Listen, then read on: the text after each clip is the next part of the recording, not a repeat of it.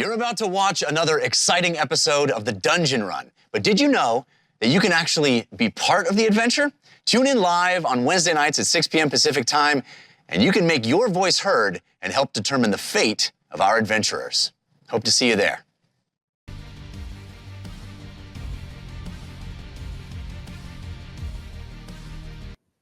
Happy holidays! Hello, friends and loved ones. Hi, look at us. Oh, happy end of the year of this wonderful, wonderful year for us.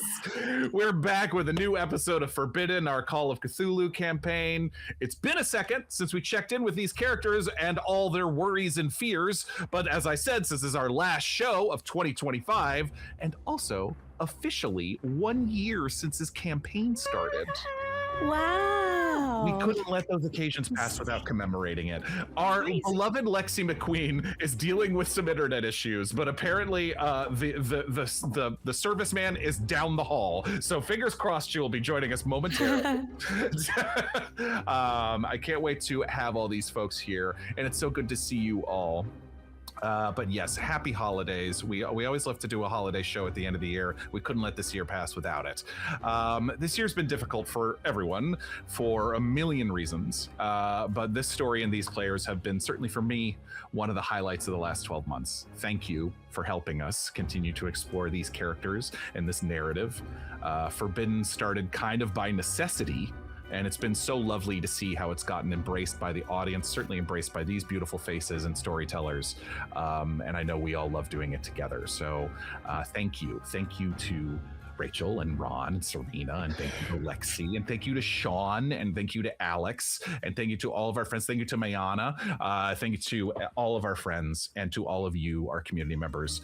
Not just this show, but all of our shows. But yes, we have a lot more coming up on that soon. We'll be back January 7th with a new episode of The Stormborn. No spoilers. We were talking about it before we went on air, but that episode, we already taped it, is incredible. Christoph and Sir Camden are here, and nothing will ever be the same.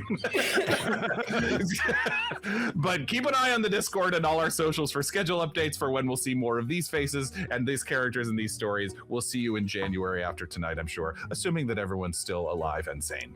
What? Morgan. I'm sorry. Morgan. Had to do it. I'm a horror GM. What do you want me to say? Holiday spirit. Oh, right. Holiday spirit. I mean, Christmas. He's like, I'm gonna turn y'all into holiday spirits. This is true.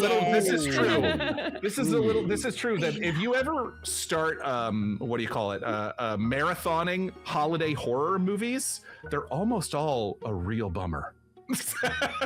They're very mean holiday horror movies. Now, I'm not saying we'll be mean tonight, but I'm just saying that it's a thing where it's like, I don't know, something dark about holiday horror sometimes. But tonight's gonna be fun. Tonight's gonna be great. We're gonna have a blast. Look at how we're dressed. This is amazing. I have cats with Santa Claus hats on me. That's right. How can I be mean to that? Come on. It's the only way I can get close to cats without my allergies acting up. Yes. Ron, would you hit it with some sponsors? Sure, I'll hit it with some sponsors. We're sponsored by Die Hard Dice. It's the place to go for gorgeous dice and accessories with free shipping on all orders $40 or more. They are the place to go for your favorite math rocks. I love math rocks. I saw somebody say it's clickety clackety time to I messed it up. Somebody had a really cute saying that was like clickety clackety time to roll smickety spackety. I don't even know. It was very cute. I'm ruining it. Speaking of Die Hard Dice, they're celebrating the holidays with their Enter the Dungeon giveaway, where you can earn tons of free dice and other accessories with every order of $30 or more. If you're looking to buy gifts for friends and family and want a little something extra for yourself, you got to check it out. Don't forget to use our coupon code DungeonRun, all one word, capital D, capital R, at checkout for a discount on us. We're also sponsored by Eldritch Foundry, where imagination meets craftsmanship. Build gorgeous detailed minis of all your games, now available pre-painted. They're updating their creation engine all the time with new accessories, new poses, new items, and more. You'll spend hours trying out all the awesome stuff. Check it out now at Eldritch Foundry. eldritch-foundry.com. Mm-hmm. And be sure to use our discount code The Dungeon Run, all one word, capital TDR, at checkout. Our show is made possible by Patreon. Go to patreon.com/The Dungeon Run for all the incredible bonus content. For just $5 a month, you get access to cool behind-the-scenes content and our after-show Short Rest, exclusive only to you patrons. Exclusive VODs, updates, free inactivity. There's so many rewards at all the different levels, including coming up. Make sure to get your free interactivity in for the Stormborn. Oh boy. Oh boy. I'm terrified of what you've already told us. I'm excited. New patron shout out. Welcome, Andy Lindsay. Or Andy Lindsay. Welcome, Lindsay. I mean, yeah. Lindsay with an A, but I think that's normally Two Lindsay. first names. Like my wife, Heather Allison. There's so much more fun to be had. Get over to patreon.com/The Dungeon Run. Thank you, buddy. It is the season of giving. And Angel Devilson has apparently been spending a lot of time making me a birthday gift because it was my birthday, November 19th. And I have it here. And I've promised them that I would open it on stream. And given this a holiday episode, and as I said, season of gifts and all this stuff, I wanted to give this out and take a look at what you sent me. I'm so excited. And Angel, you're such an amazing member of the community. I thank you all the time, but I'm thanking you now, even before I'm looking at this. But I thought this would be in the spirit of the holiday episode. I cannot wait. I've been waiting to see this thing. All right, we have a lovely card, but it is a sizable box. I've been talking about it for months now. Oh. What is it? Oh. Angel, I'm already realizing what the colors are. That's so lovely. What are the colors? It's silver and blue for Valcorio, and it's black and purple for James Quillith. Am I right? This is a gorgeous blanket. It's a blanket. It's a very large blanket. Oh, nice. I mean, Surena, so look at this. I was gonna say, look at that granny square stitch. This is like some intense stuff. Angel. Oh no, this is gorgeous. Thank you so much. Oh, it takes so long. That's like a true labor of love, man. Yeah, seriously. Thank you. The show is so important to us, and it's important to connect to all of us folks like you, and the response in the community that we've been able to gather with all of you is really important to us. And thank you. This is ridiculous and incredible. It's so fluffy. It's you got to feel this. Next time I see you, I'm bringing it. Yeah. Oh my goodness! I want to know the yarn. What kind of yarn? Oh. Okay, it's a heart stitch comfort weave. Oh. Oh my goodness. Okay, there's so much more stuff. Okay, yes. I will share this more on Patreon, I think, but there is more to it. Oh gosh, do I need to read? Look, I think stitch comfort weave. That sounds dope as hell. I want the pattern. The letter sounds more intense. I will get to that later. We do have a show to get to, but I promised Angel I would open it on stream. Angel, that's incredible. Thank you so much. That's gonna be super comfy. I promise not to let the cats get to it. Angel, only 11 more months to my birthday, so thank you so much. That's very kind. No, the work that takes. That's as I'm painstakingly trying to make it small, stuffy. You've made 2 cardigans since the show started, I think. Crazy. Yeah. Oh, they're over there. I've made 3 cardigans. Hell yeah. A sweater. Yeah. And I'm on my other sweater. Oh, and I made a blanket. Incredible. Does anybody else in their head when they hear the word cardigan pronounce it cardigan? No. Is it just me? It's just me. Literally every time I've heard cardigan, I go cardigan. Though I think it's either Notting Hill or Four Weddings and a Funeral where a character says, "Ooh, sexy cardi." And I do think of that often a lot, where it's like, "Ooh, sexy cardi." So calling a cardigan sexy cardi is something that does happen in my head. Cardi. Tell these people all these things going through our minds. Thoughts. What's that? Anyway. What was I saying? Interactivity. As you might know, or if you're new here, we are an interactive show where you have the chance to affect our story in unique and surprising ways. You don't need to knit me an entire blanket. You can be involved in plenty of ways. But you can use our custom Twitch extension or the link you can find in the About section of our Twitch page, or you can just go to streamelements.com/thedungeonrun/tip.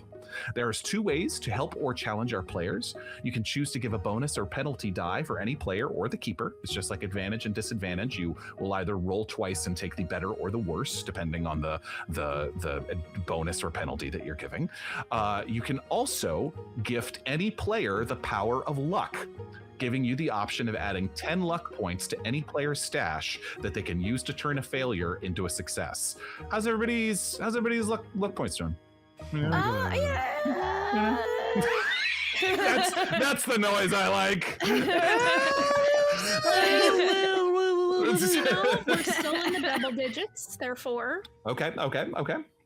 I count that as a success. See if we can narrow those down a little bit tonight. No. You know what? No, I thank forgot. you. Somebody gave me a bunch, and I'm doing okay. I'm doing all right. Right Okay. now. Great. Okay. Good. Yeah. One for you, all for me. That's great. All right, perfect. Love it. Okay. A reminder, as we mentioned, if you are a certain higher level patrons, you have the ability of you get free interactivity every month. Reminder, the way to cash that in is to either message us on Patreon or message me on Discord, or Angel Devilson is here. I'm understanding you're at karaoke tonight, Angel, so I don't know how available you are to do this, but also Angel will sometimes take messages and pass them on to me if I miss them. And we really appreciate that. Okay, I think we're good to go. All right. Yeah. Save up your January. What? Save up your January interactivity? Oh, boy. Oh, Ron. Anyway. Start sending him in now so that Morgan can let me know what I've got to prepare for. I was going to say, Ron's been keeping score about how many things he wants to get even with me about.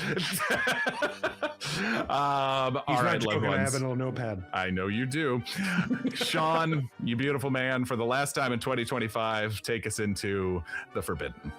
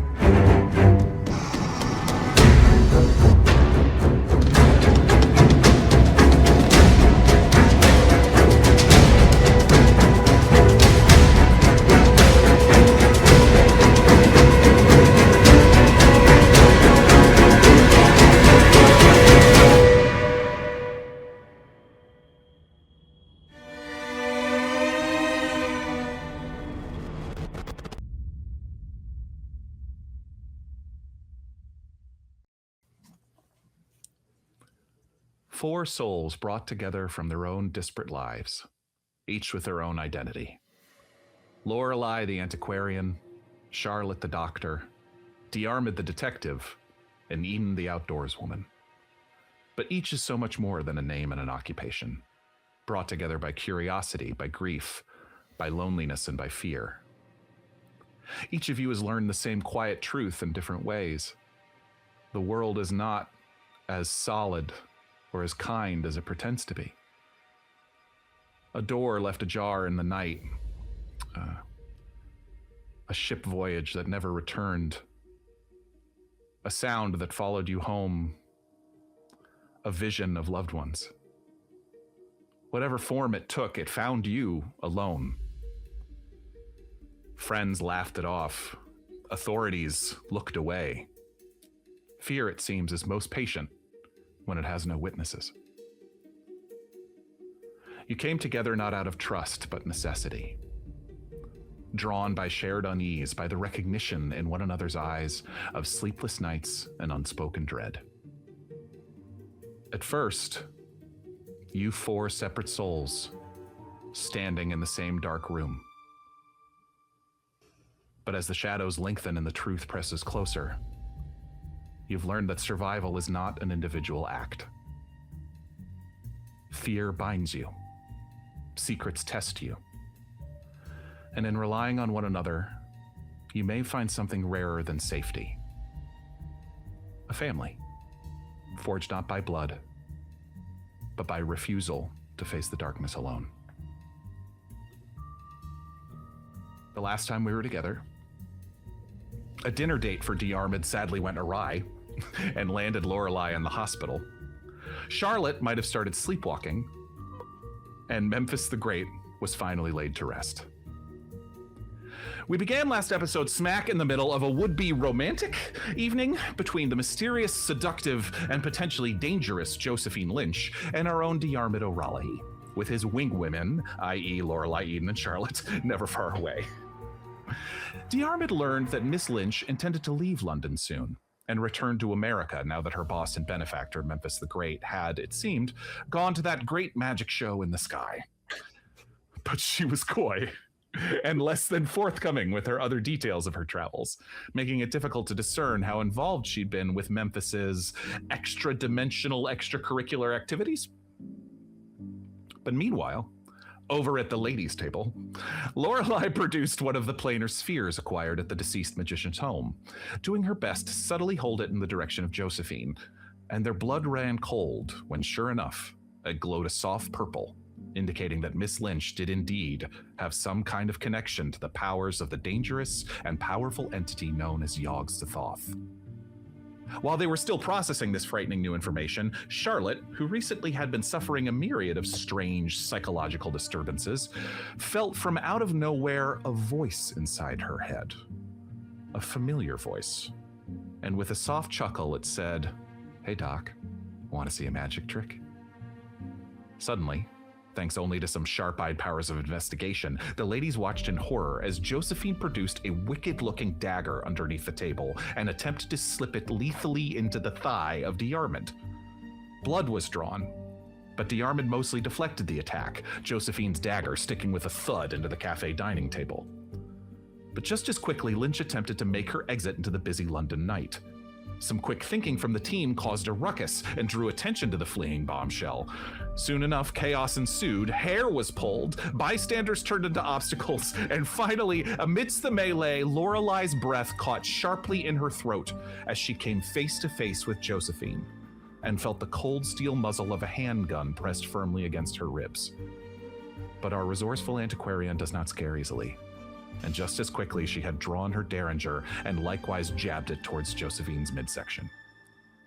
With Lynch determined to let nothing stop her from making her escape, and with Lorelei running on some heady cocktail of adrenaline, protection of her friends, and very little left to lose, the two women were locked in an impossible game of chicken.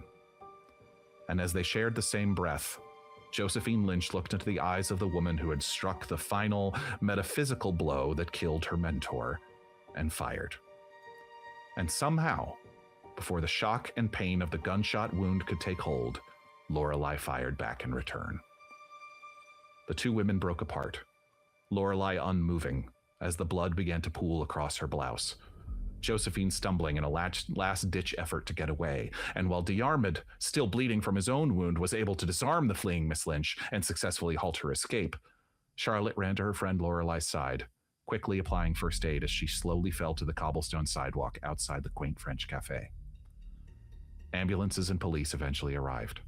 A cover story was concocted, and the two women were taken away to the nearest hospital. But the following day, there was still a funeral to attend. Only with Lorelei resting in the ICU, it would seem their RSVP would be short one guest. Still, they filed into the church, amidst the throng of mourners and admirers of Axel Schwartz, aka Memphis the Great. The ceremony was a slightly showy one, with several of the eulogists doing their best to show off their own stage presence in front of a captive audience of at least a couple hundred people. Charlotte did notice in passing that her friend, Reuben Levy, proprietor of their Ace Emporium magic shop, was not in attendance, even though he had promised to be. But that was soon forgotten, as Ingrid Schwartz, their friend and the daughter of Memphis, finally took the podium to address her father's assembled mourners. She spoke wistfully of the man behind the legend, the father she knew away from the crowds and accolades, the simple magician who delighted in sharing the wonders of the world with his daughter. But her demeanor shifted as she spoke of his more recent years and his pursuit of secrets no stage could hold. In the fog of his obsession and ambition, she lost sight of the father she once knew, replaced instead by the monster our investigators put to an untimely end. I won't pretend to understand what he sought, or what he found in the end, but I know this. When I think of him, I still remember the man who once knelt beside a little girl and made her believe that anything was possible. The ceremony ended, and our team offered what little solace and companionship they could to Ingrid, who was grateful for their presence. And together they witnessed the body of that nightmare of a man lowered into the earth for his final rest. Speaking of rest, though, it was later, that very night, where Diarmuid's rest was interrupted by the soft feel of drip, drip, drip. Something wet dropping onto his face while he slept. But when he opened his eyes, he gasped in horror and surprise as a terrifying shadowy silhouette loomed over him in his bedroom, leaning closely over his face like they were inspecting him. For a moment, no one moved. And then with a sudden burst, Diarmuid shoved the form away in the dark, sending the silhouette reeling and banging against the wall. But when he sat up quickly in his bed, he looked down at what or who had just been so creepily invading his personal space. And to his horror, he looked down at the face of Charlotte, confused and coming to, seemingly unaware of what she had just been doing or for how long. And that's where we'll begin tonight.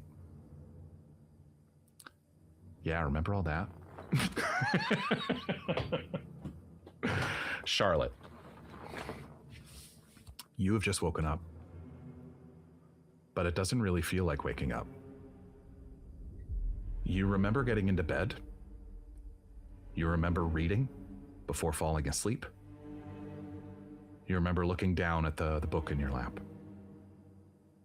feeling your head start to bob a little with fatigue.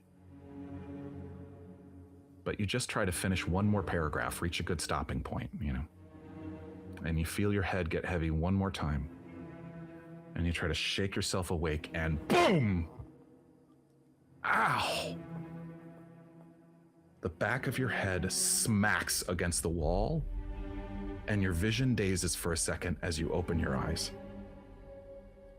The room is dark now, and you're not in your bed. You're on the floor, and you're wearing different clothes, and Diarmuid is looking down at you with a look of confusion and shock on his face. We're going to start off with a sanity roll. You're both muted, just so you know. Okay.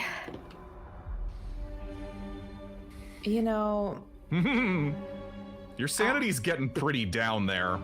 It is. So I rolled a 59, but I have 41.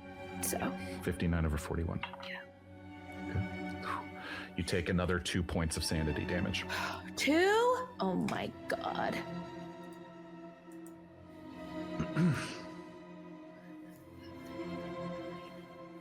Diarmuid.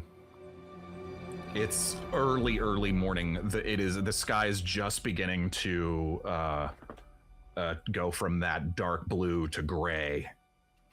The rain that troubled the whole funeral yesterday is still there's still hazes of it outside in the window, but you are looking down in this moment. You had a hell of a fright. Your heart is beating hard in your chest, and you are looking down at your friend.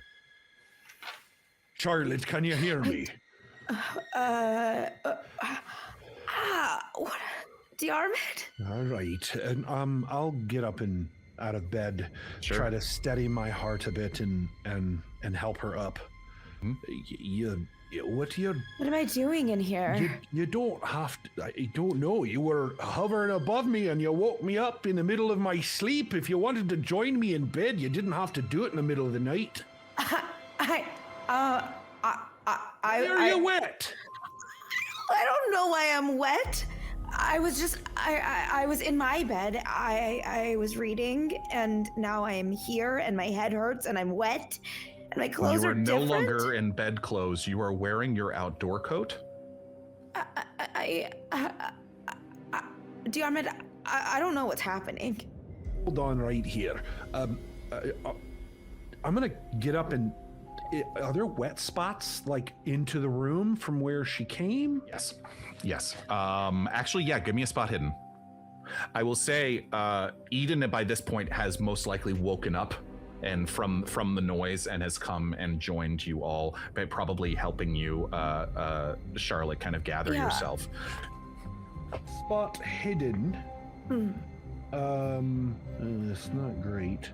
You do have a bonus from Dungeon Speedrun if you want to use it, or if you want to save it, you can. Yeah, I'm gonna go ahead and use this one. Okay, Dungeon Speedrun. Thanks, buddy. Let's see if we can change that 83 into 33 under 34. Heck yeah! Okay, we will take it. Okay, you do notice these watery footsteps coming in from the front door. You also notice them going down into the ladies' bedroom. The ladies have been sharing the bedroom together, all three of them, the last couple nights.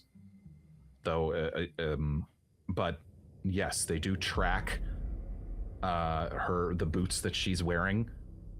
You track at least from the front door to the ladies' bedroom and then back. Also, as you walk into the ladies' bedroom, and with that spot hidden, I'll allow that to stand.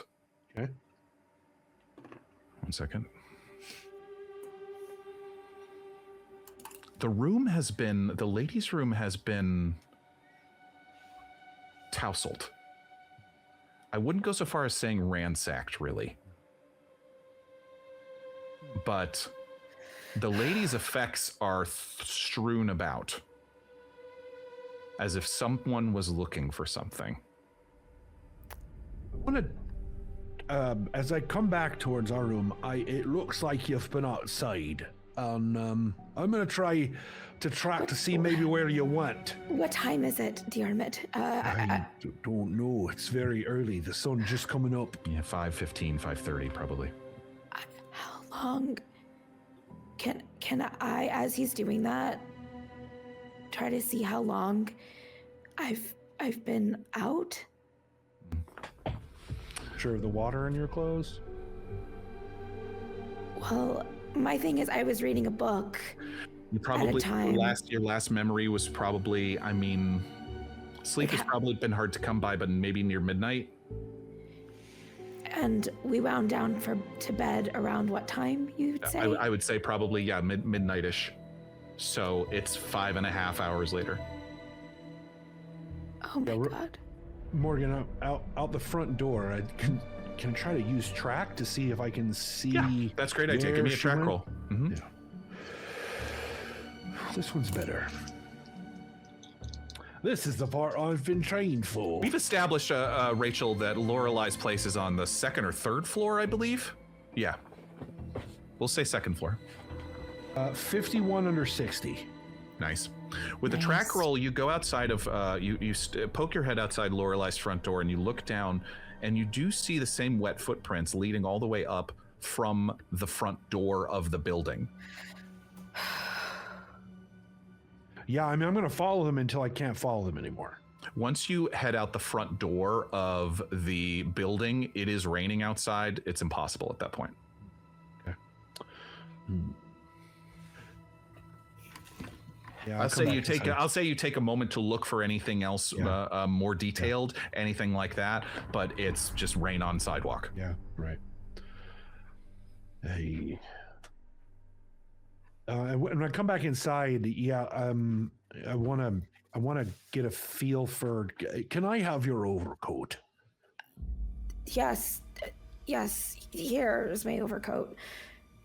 How cold is the water in her jacket? That's a good question. It's a little bit below room temp. Okay. And Charlotte, for a little bit. Charlotte, yeah, your hair is wet. Yeah. What do I feel like? Like what does my body feel like? Check her for wounds. I don't. Yeah. I mean, whatever you. Yes. Roll. Boy, what would that be? Spot hidden, or if you pitch me another one, I'll accept it. Medicine? On yourself? I mean, yeah, certainly medicine. I would allow that. Or just if you just want to try straight intelligence, I'm good with that too. Okay, I'll try straight intelligence. Oh wow. That is a hard success. I rolled a 27 under 80. Nice.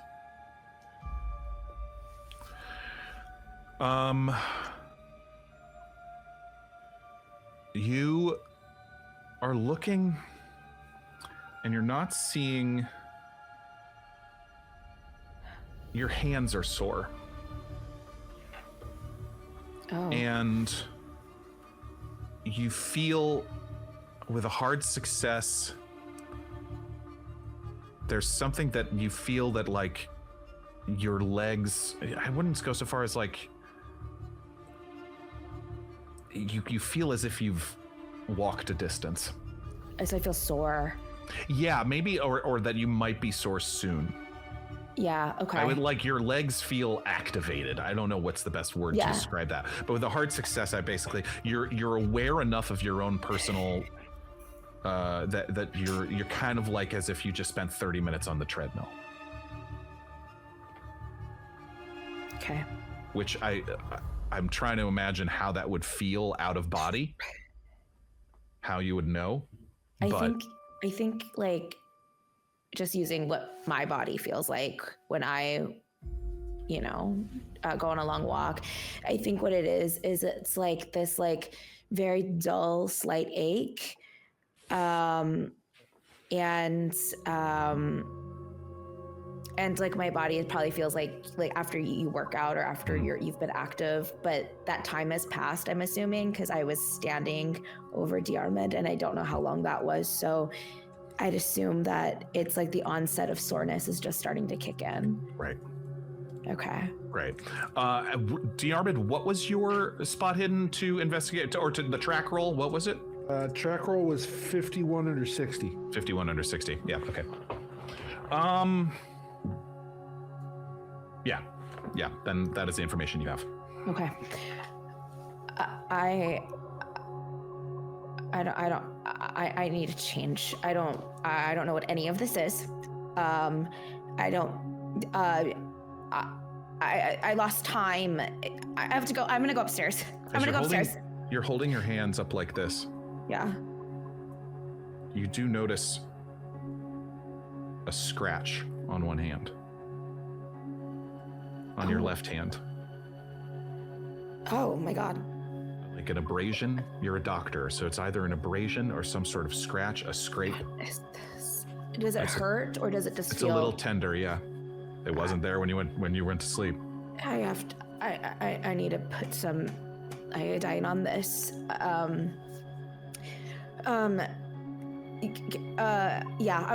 I think Charlotte is extremely rattled. Yeah.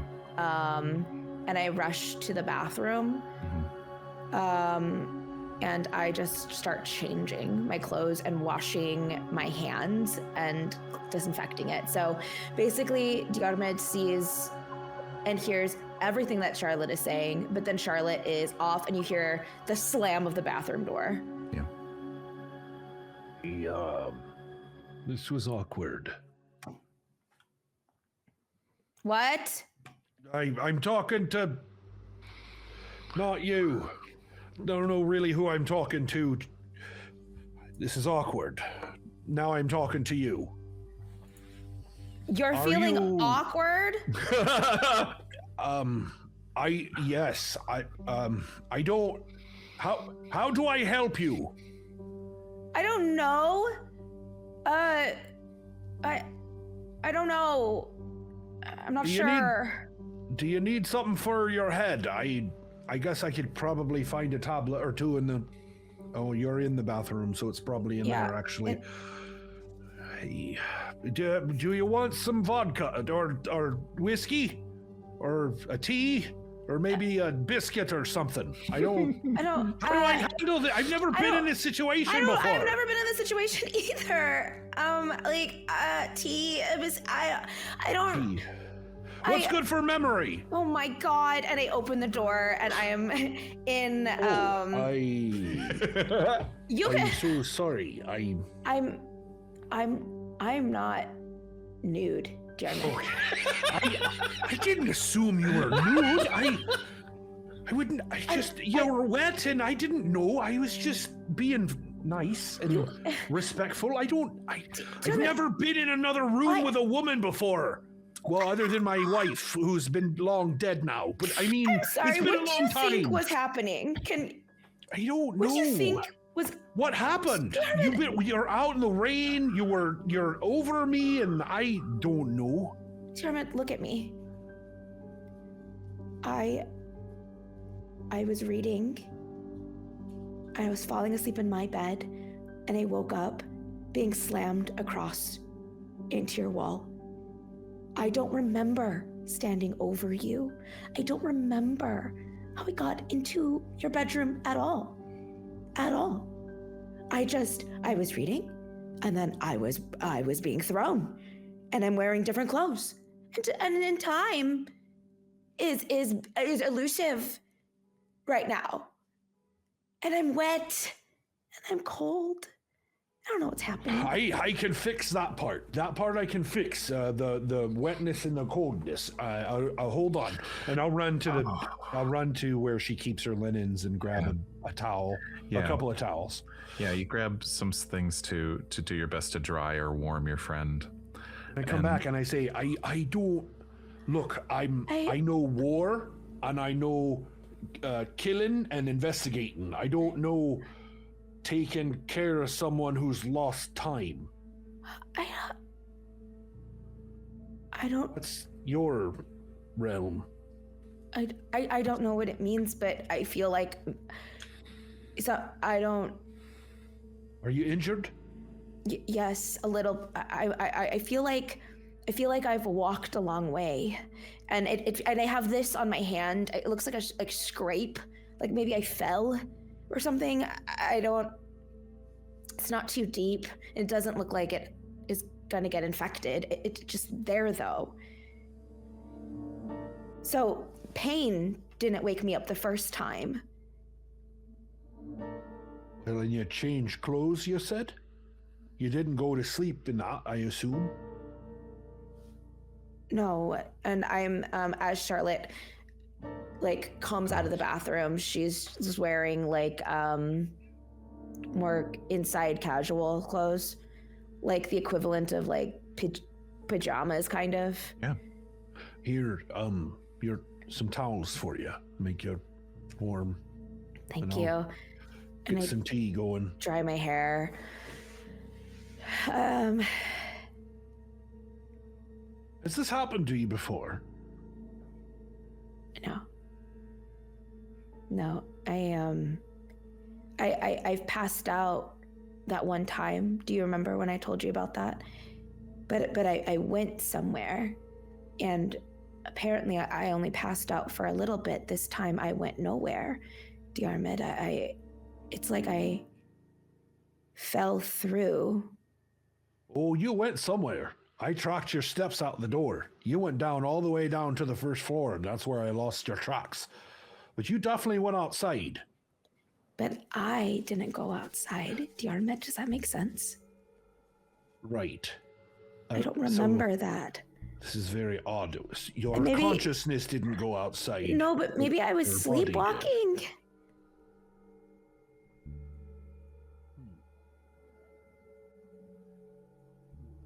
So if this is going to be a thing, we're going to need to start tying you to your bed.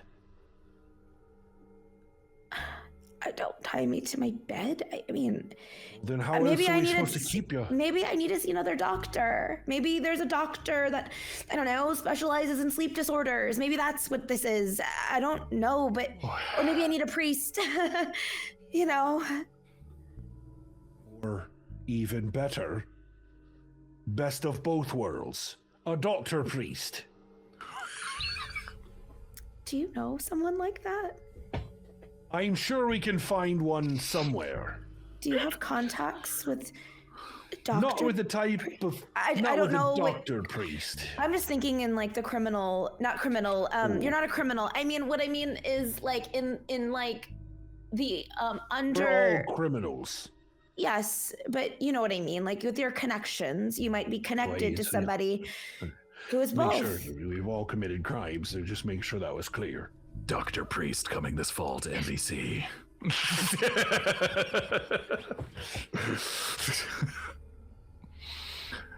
I'm really tired. I don't know. We need to. Go ahead. No, you go ahead. I was gonna ask if you, because I don't know what to do. I was gonna ask you to like look into my eyes and see if my pupils are dilated or if you're noticing any like disturbances. Right. They did this to me when I thought I had a concussion. I guess this is the way to go. And I'll pull out my flashlight Yeah. and like hold her chin, open her eyelids, flash light, make sure her pupils respond. Roll an intelligence check. All right. I think As he's doing this, as he's inspecting you, Charlotte, maybe this goes without saying, but there's some growing feeling in you of, yes, unease, of course, but also just your mind goes back to Harold Hawkins. And your mind goes back to the symptoms that he talked about. Losing time, unaware of saying and doing certain things. You're feeling like you're losing control of yourself, and it's getting worse. What'd you roll, Ron? 3 under 18. Wow, okay, great. Or excuse me, Wow. under 90. Oh, jeez. Yeah. Okay, so great. 18 is my extreme success. Yeah. That's with an extreme intelligence check. Wow. Okay. Her body responds normally. You don't find anything totally out of the ordinary.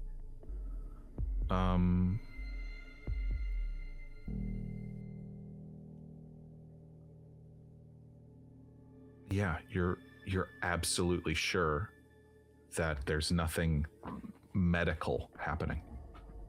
Charlotte, I don't want to worry you here, but you look completely normal. Well, that can't be good.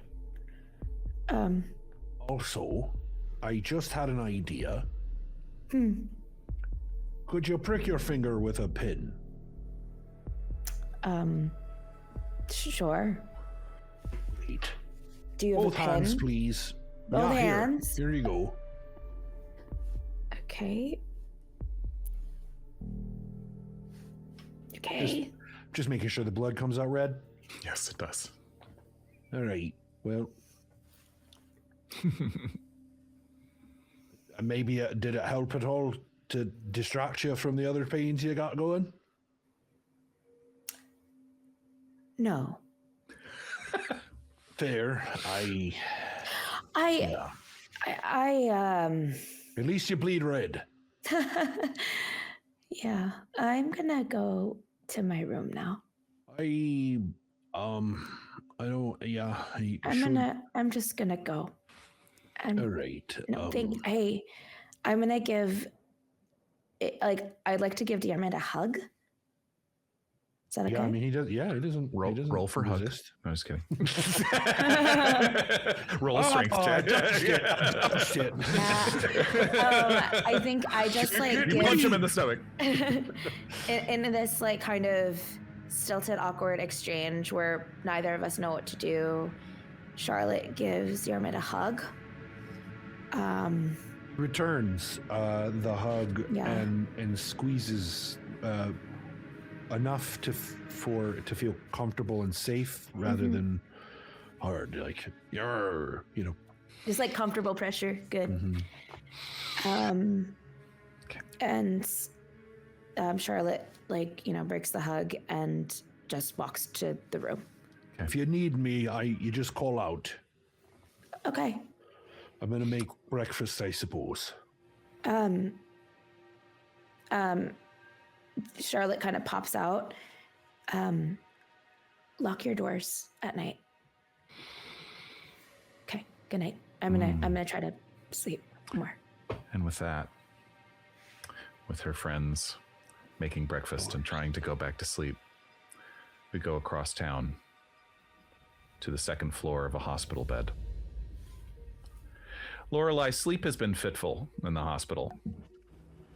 Even with the help from the nurses, painkillers, seemingly a dozen pillows doing their best to stabilize you. The fresh wound in your side will occasionally make the very act of breathing feel like agony. You watch the rain clouds rumble and roil over London, but eventually the skies grow dark. And after hours of practice of finding that perfect position, you're able to find some rest. And the first thing you notice is the smell. Salt air, brine, something like mold. Did a nurse open a window? And then a heavy, rhythmic sound, like waves crashing against rocks. You feel a breeze touch your face, and with an unwilling groan, you open your eyes. You're sitting, laying awkwardly on a stone floor. No, a stone staircase? Your back feels cold as you realize you're leaning against a hard wall that feels ever so slightly damp with moisture. That sound of waves crashing continues. But the walls rise high above you, with no windows. A circular tower. To your left, the staircase spirals up in a narrow curve without a railing. And to your right, the stairs curve downward into darkness. After about 3 or 4 steps, you can't see any lower in the tower. The walls drip with condensation from the air and sea outside, making the bricks glisten as if they were sweating. A cold, briny draft coils up from below. The steps wind up and up, vanishing into a tight circle of blackness above you. And as you're looking up, then suddenly you have to shield your eyes as from that portal of darkness above you, there's a rotating flash of light. Bright as the sun. And then it's gone again. You blink away the tracers in your vision, and you bring yourself to a stumbling, standing position. Lorelei! Come here, love, you must see this! A familiar voice snakes down the spiral from above and into your ears. Waleed's voice. Hurry, you shouldn't miss it! What do you do? I mean, hearing his voice, her heart just sinks immediately. And she readies herself for something painful. But she goes up. She follows the sound of his voice. As you start to take your first couple steps, behind you, far down in the unlit cylinder of the lighthouse, you hear the first pad of paws. Soft. Too soft. Then a second footfall. And another. Deliberate and patient, echoing up the tower. You feel it rather than you hear it, like a dull tremor that shivers through the spine of this lighthouse and into your bones, and then flash, the light rotates again, illuminating the stairwell around you. And in the retreating light, all there is below you are more steps dropping off into shadow. As you keep climbing, the spiral tightens. The air grows hotter the closer you get to that light, metallic, tinged with a musty stink of something. Damp fur. Then you hear a growl. Closer. It echoes wrong, this one, not up the stairwell, but inside your chest, vibrating your ribs. A breath like a cold blast on the back of your neck despite the heat. The light rotates again with a flash, and you glimpse the edge of it when the stair twists, a black furred silhouette clinging to the wall, moving with a strange smoothness, as if gravity were only a suggestion. Hurry, darling, you're going to miss it!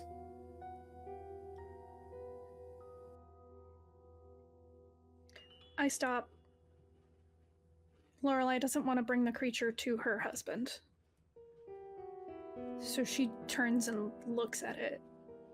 And I think at this point she's been shot, she's bleeding out, she's barely conscious, barely holding on, she's just drained and gray and ready to just face whatever it is and keep it from Waleed.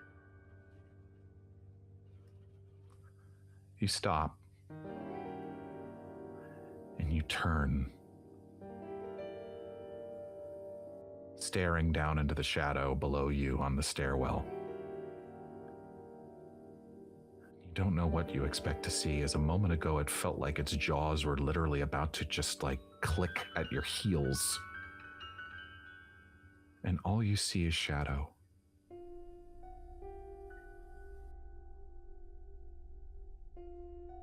As you do this, standing there, daring it to come at you, that it will not reach the top. The tower around you, it doesn't rumble, it's silent oddly, but it starts to unwind beneath you, peeling away from the central column like ribbons pulled from a spool. It collapses in slow motion, each stair fading into black dust the moment your foot leaves it. As you take a step back up because you notice that the stair that you're standing on is crumbling away. There's one more flash above you, and out of the corner of your eye, as you look up in the direction where your husband's voice is calling to you, you do see his silhouette reaching down towards you. And that growl from the shadows beneath you.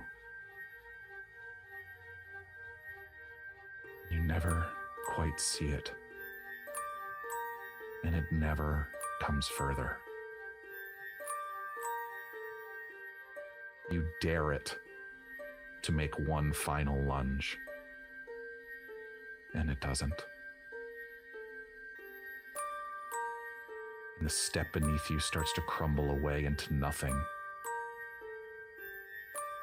Suddenly you feel yourself falling, and the central column and the walls, everything around you starts to dissipate and disintegrate away off into darkness.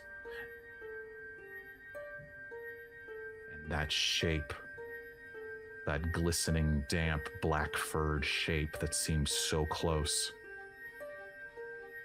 never shows its face. And you're falling and falling. And your eyes open. And your consciousness comes around. As you remember, you're still in your hospital room. Ooh. The crisp white sheets around you, the faint smell of disinfectant. You take a long breath. But then you inhale sharply as you quickly notice a tall male silhouette seated near your bedside.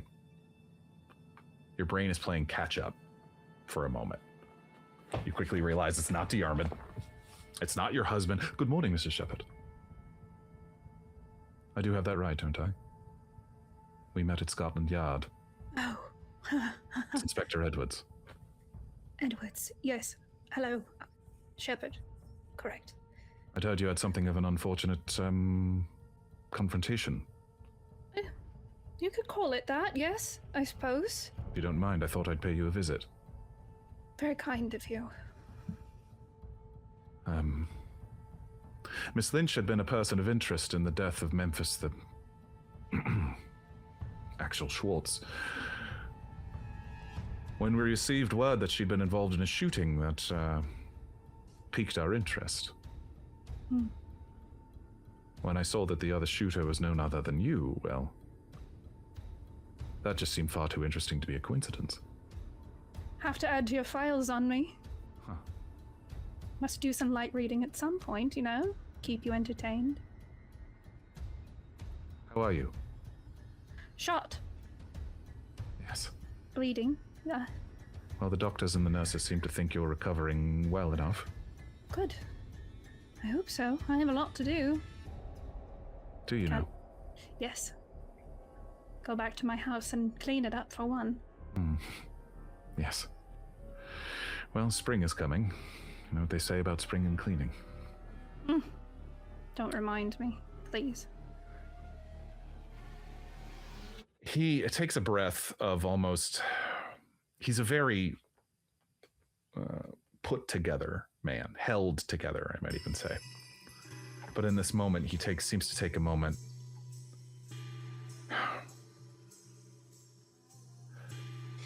I'll be honest, Mrs. Shepherd. I have no idea how you're caught up in this.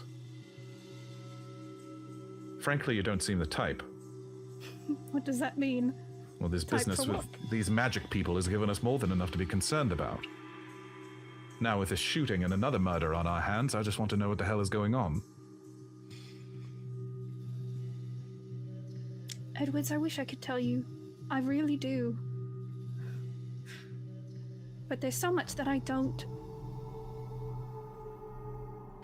I feel as if for a while I was not here. I wasn't in my right mind. There's just something I can't explain.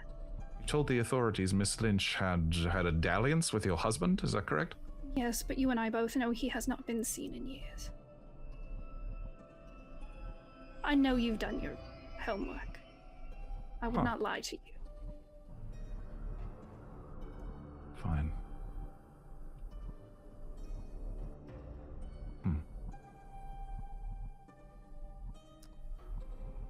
Well.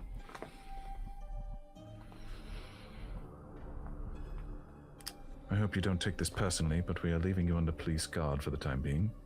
I figured. I'm not surprised. Last night, the owner of a popular establishment in the community, the Ace Emporium Magic Shop, was murdered. Reuben? Seems he was a good man by all reports. You knew him. Acquaintances, yes, but...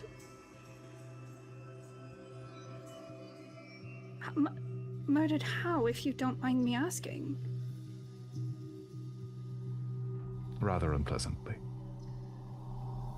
You think it has anything to do with Axel?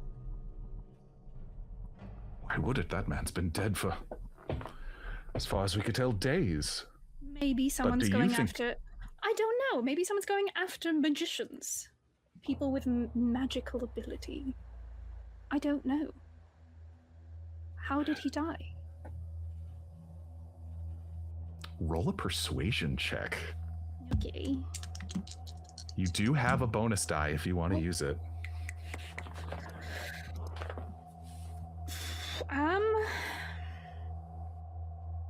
Yeah, I will use my... Who's my bonus die from? You have a bonus die from Gateway Guy. Thank you, Gateway Guy. That was Much better. Okay, that's a Gateway 34. to better rolls. Gateway to maybe being persuasive instead of not. That's a 34 under 52. Mildly successful. I don't know what he could have done to deserve what happened to him. Violent then? Had his throat cut. In his shop. Shop was torn apart, as if someone was looking for something. Ms. Lynch had been, let's just say, a person of interest for us. But she's laid up in hospital like you are.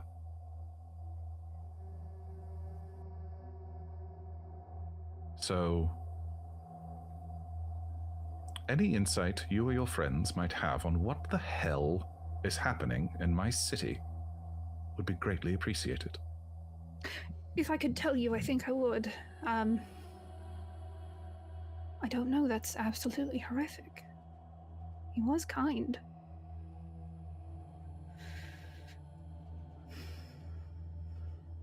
Nasty business.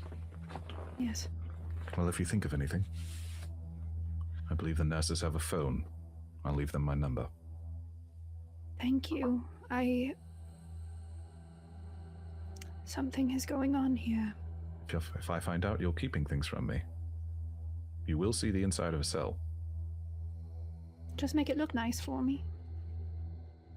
One throw pillow, that's all I ask. There's something happening, I don't know what, but it doesn't feel normal. On that much we agree. None of these feel like just murders. Granted, I don't know much about it, but from what I've heard, and you know socialites love to gossip, from what I've heard, there's something else going on in this city, something very dark.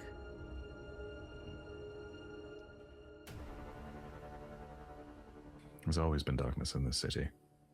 This is different, Edwards. This is something I've never seen before.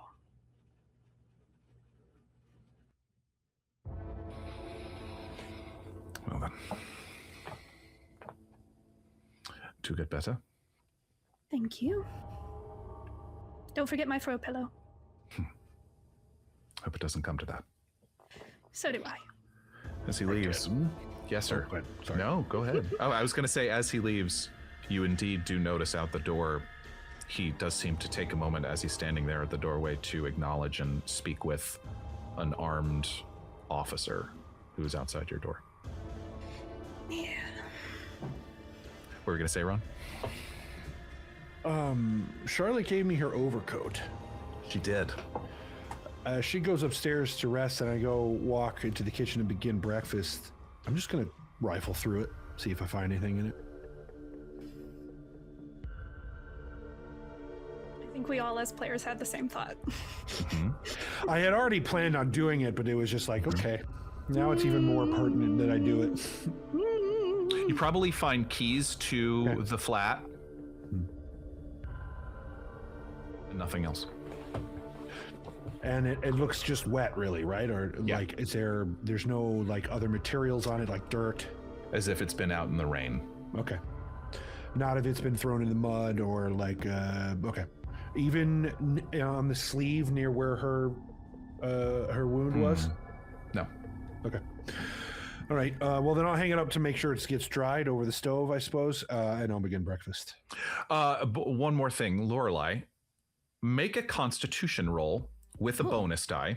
Okay. This is your healing roll after spending a good long day in a professional hospital. You do get the chance to regain some hit points. We want to see how much you regain.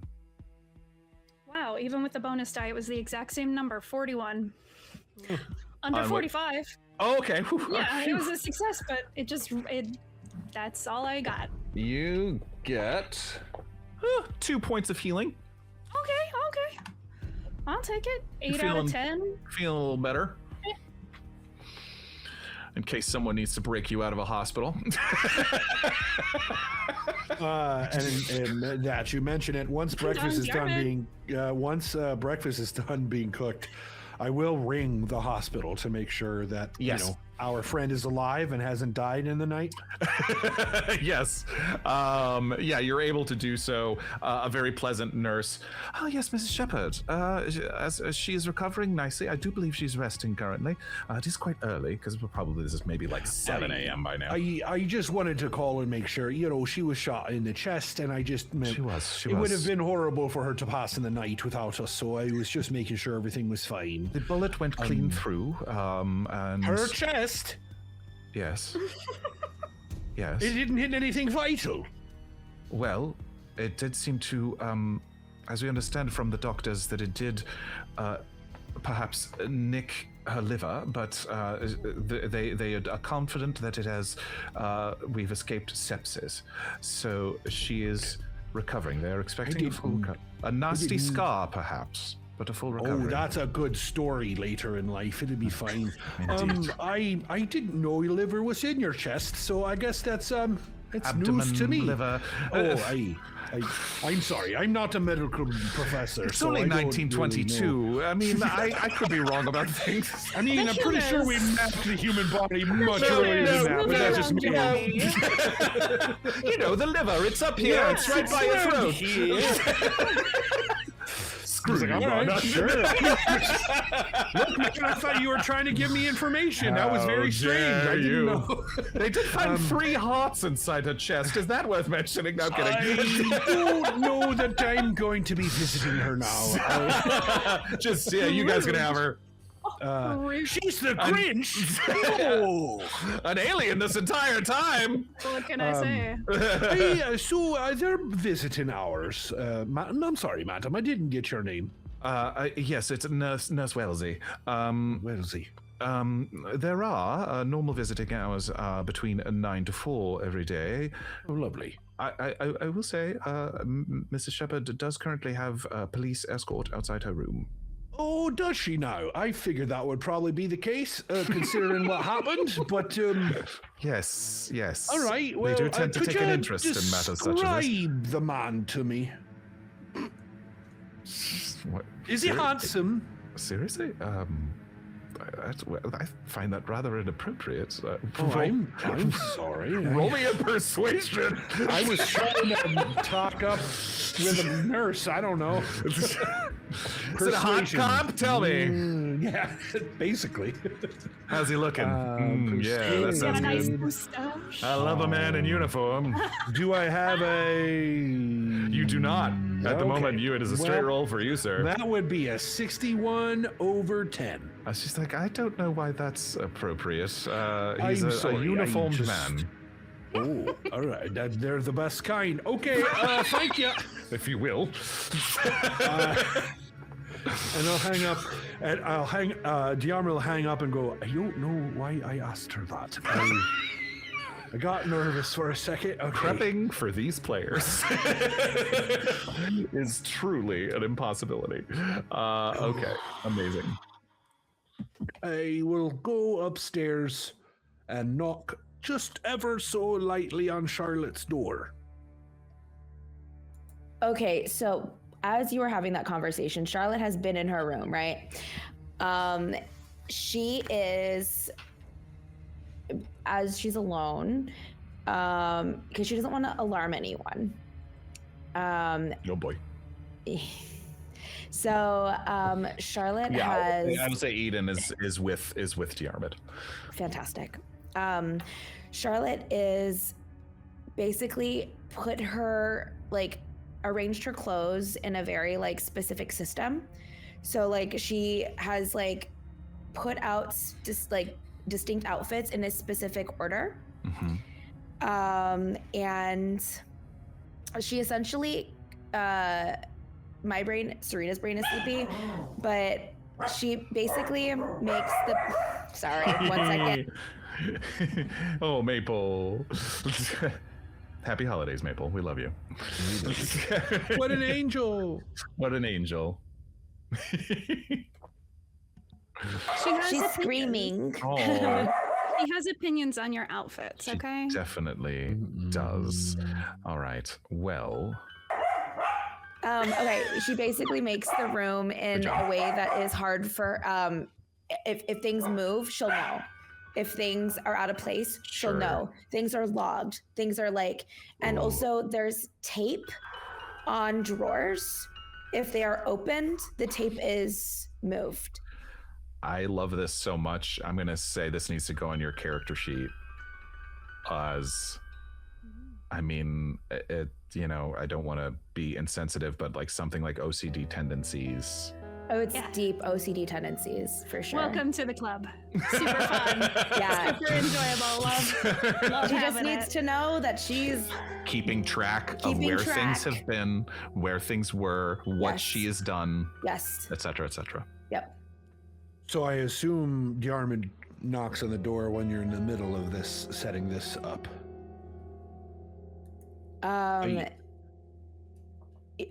One second, or you talk to me through the door, please.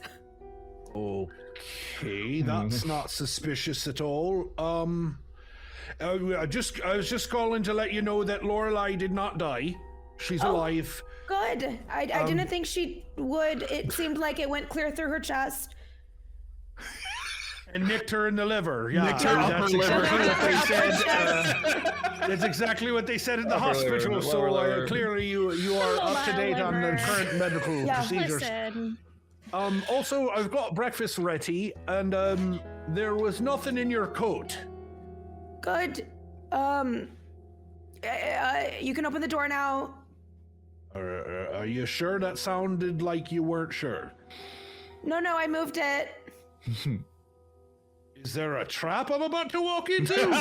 No, it's not a trap. Oh. And I open the door. Check for traps. Yeah, Diarmuid's like, I know. great, not a trap on the door. What you got going? What? All right. That seems a lot. Charlotte is like kind of blocking the room a little bit. Yeah. So Peering it's out. like, and also they've all been sharing rooms. Like we've all been sharing rooms. So I think I've decided I've kicked everyone out of that room. So all the stuff is at the door? Yeah, I think that I've moved everyone out of that room, or I've moved myself out. Is there another room up there? I mean, I think there's 2 bedrooms, a living room, and a kitchen. Yeah, I think. Okay. All right. Actually, I'm going to have you make another roll for me Okay, great. as you have done all of this and gone through everybody's stuff. Give me a spot hidden roll, please. Oh, okay. Oh boy, my spot hidden's real good, y'all. That is a hard success. I rolled a 24 under 37 or under 75.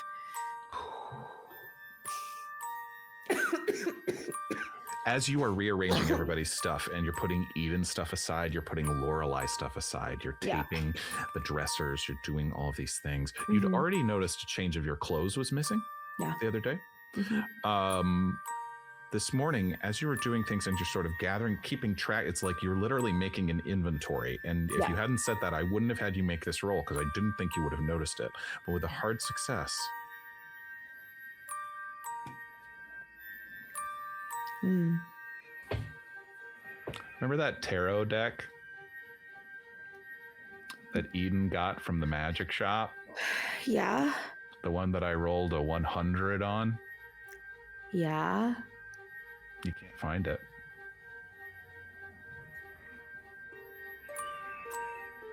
It's not there. It's not there in any of Eden's stuff. Okay. Then logic says it's on her person somewhere. Maybe she has it. Oh, Eden's that's there. You can ask her. Yeah, and I think I do. I think I ask her. She confirms it was in the room. She'd put it amongst her things. Okay, cool, great, awesome. I love. Diarmuid suddenly says, I'll be right back. Sorry, and runs through Diarmuid. his- Very no, busy. It's fine. No. I probably should check my things too. I'm gonna go do that. You go through your things. Yes. Give me a spot hidden roll. But Diarmuid, you remember finding the wet tracks leading to the ladies' room, and then back to your room. Spot hidden. Not a bad roll. 29 under 34. 29 out of 34. Just a regular success. Great. Regular success. You're not missing anything. I'm gonna look again, just because I'm that kind of person. I know I've something here. Got to be. Nope. Same thing. Well, Okay. Same regular success. yeah. You double check, and you're pretty sure everything is where it should be. Everything is where you put it. All right. Well, I don't see. I'm not missing nothing. That's good. That's great. So, I'd feel better if I was. Charlotte comes from wherever she was in the house, like arranging things. Did I say anything to you last night? Was I just standing above you? Did you notice anything else at all? Well, I woke up to water on my head. Did you have dreams? Weird dreams? Ron can't remember. Did I have weird dreams? No. No, you did not. No. You woke up to the strange feel of water on your face. Yeah, I didn't have a dream that I recall, but I woke up to water on my face and a feeling of someone over me. And then, as you know, tends to happen from people who've been in the war, I reacted with violence at the thing that I thought was threatening me. And that happened to be you. Sure. And then you hit your head. So that's about as much as I know. I know 5 seconds more than you do. You don't. Did I have an expression on my face? Anything? Yeah, I Jared? did. I mean, the expression looked like maybe you wanted to eat my face. I wanted to eat your face. I don't know. It looked your face was all sort of scrunched and you know you Couldn't had even hair really. and I guess go ahead. yeah. I mean he's right. He's I was gonna say, filling like, is the thing. okay, go ahead. You were over me. It was dark and there was hair in front of me. You look like a witch, kinda. Which wouldn't be so bad actually, but. Wait. Didn't you say you believe in Hecate? Hecate, yeah. Well, right. This doesn't feel like that to me, if I'm going to be honest with you. Are you sure? Yes. Anytime I've done anything, it's felt warm, caring, I see. cared Okay. for. Right. The good side of it, I say the good side. The caring side of it, not the you will know my wrath side of it. Got it. No, I mean, and White also witchery, a lot not of black that witchery. is stereotype. What? Of course. White witchery, not black witchery. Yes, but also, I mean, that is in itself is also like not. It doesn't matter. What I'm saying is, I don't feel in control of myself right now. I mean, right now, yes, I do. But if we need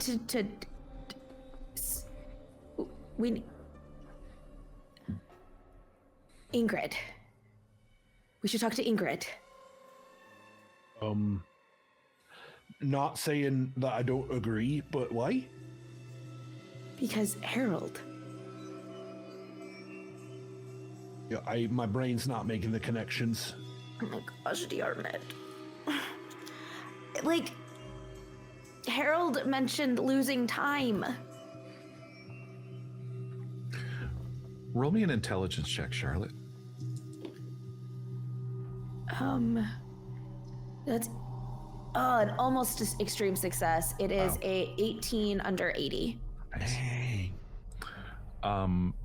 Yes, Harold losing time. The pieces that are jumbled around in your head like a puzzle You also remember the moment of Josephine's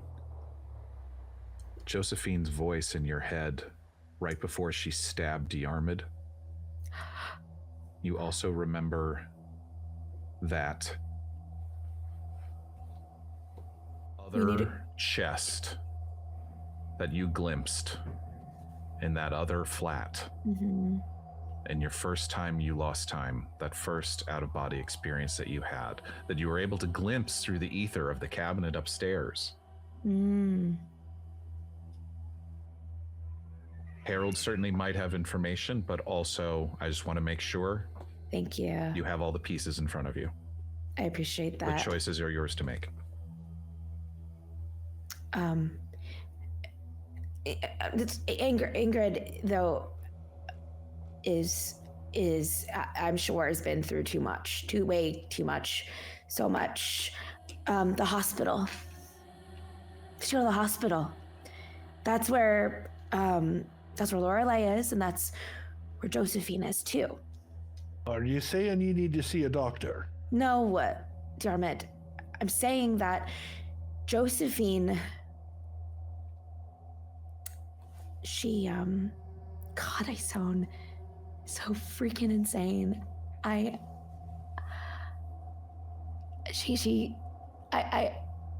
heard her voice in my head. Like now, when you were sleeping, when? Before she attacked you.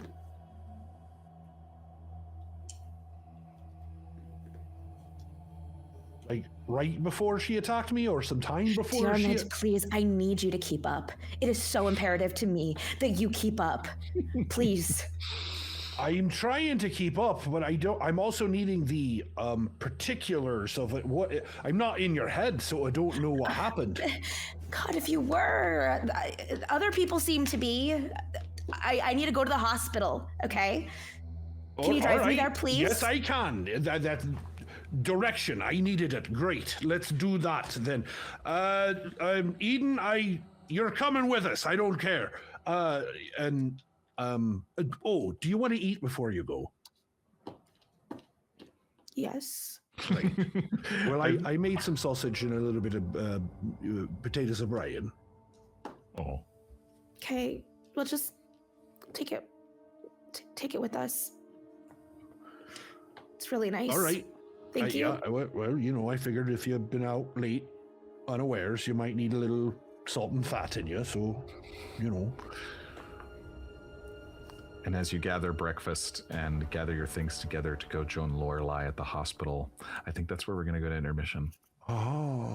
Lexi will be joining us, I think, momentarily. Yay! And I don't know how we're going to catch her up in the middle of all this stuff that's happened. So I need an intermission to at least download her. So we will be right back, friends. We love you. Thank you so much. And we'll see you in about 15 minutes. Bye.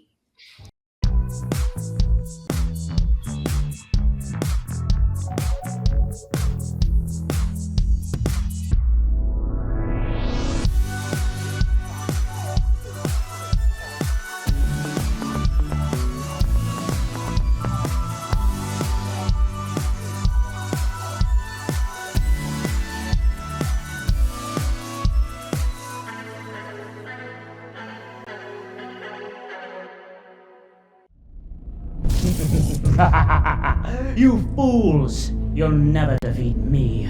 Now face the wrath. Why is he so hot? What? I think it's just that epic miniature. It's really doing a lot for me, too. Yeah, maybe. But he's also kinda... Silence! As I was saying, face the wrath of my metal army, crafted here in my Eldritch Foundry. Dude, where'd you get all these minis?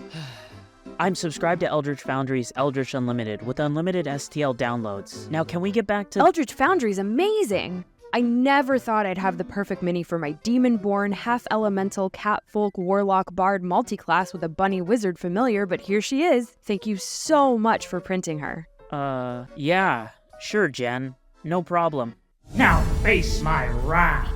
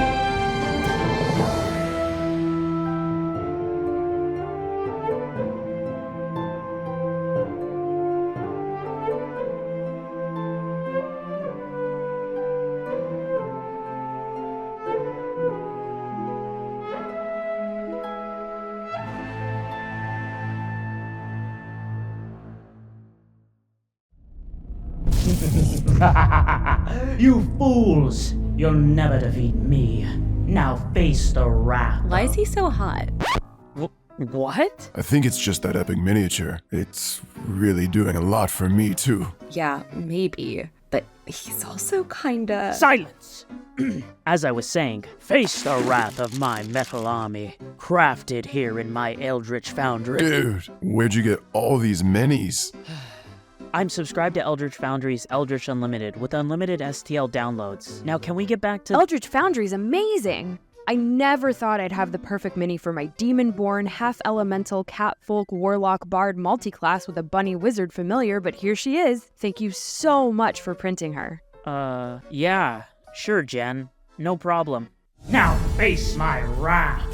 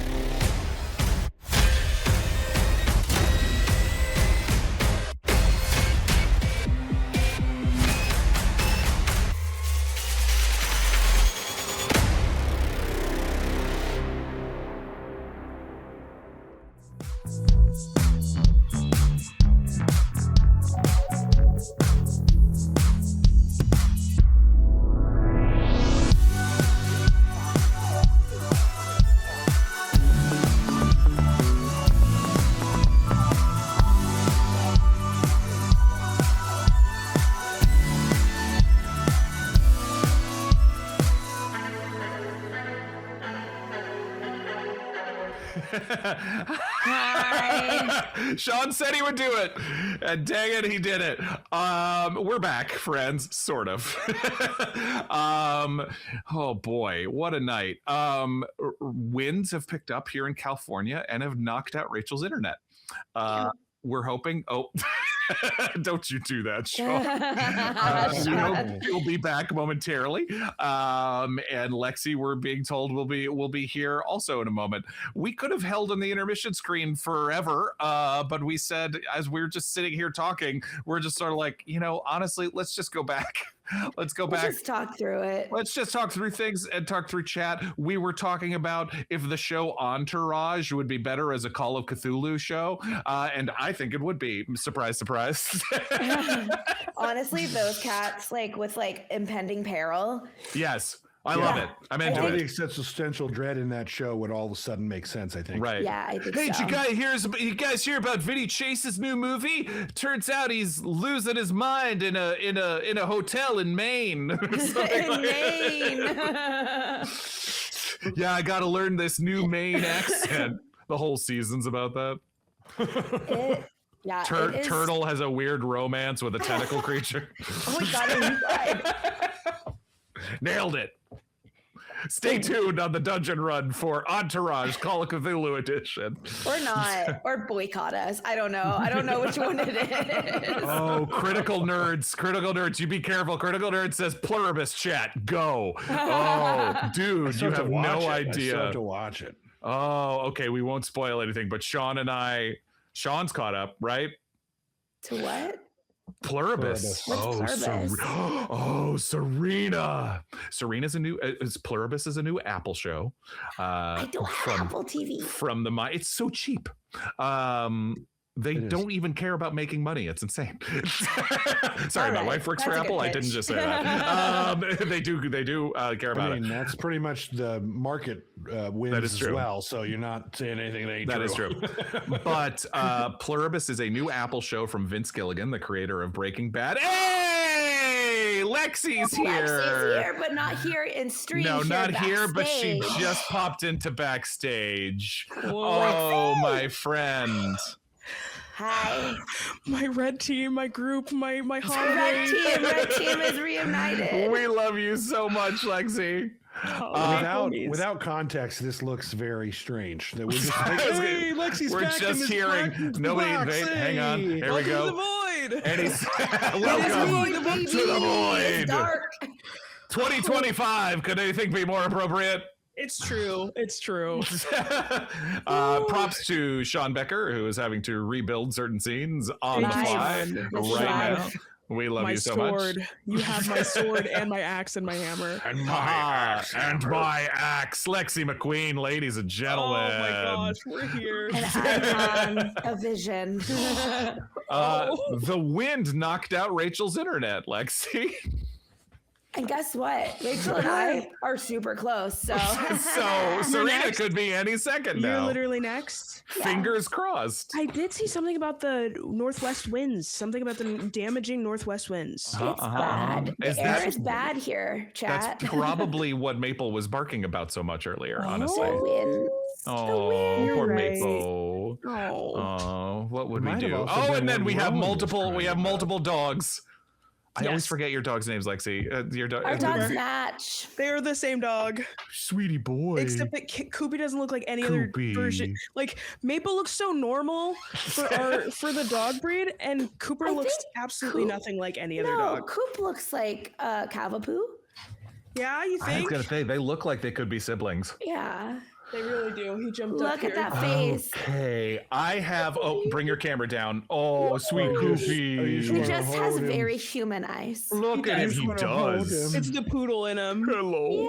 Yeah, they're the same. You know. Same You know, dog. we will get back to Call of Cthulhu in a second, but I love ending our year this way. I love you guys. It's very holiday driven to do this. This is beautiful. Merry I love holiday, this so Rachel, I everyone. wish you were here. I love this so much. I think I could fight the wind. Like I could really try. I can really try. I bet. Oh my goodness. Oh, Koopy. Good boy. Koopy's so good. Kisses. So many kisses. Okay. Now, oh boy, Lexi.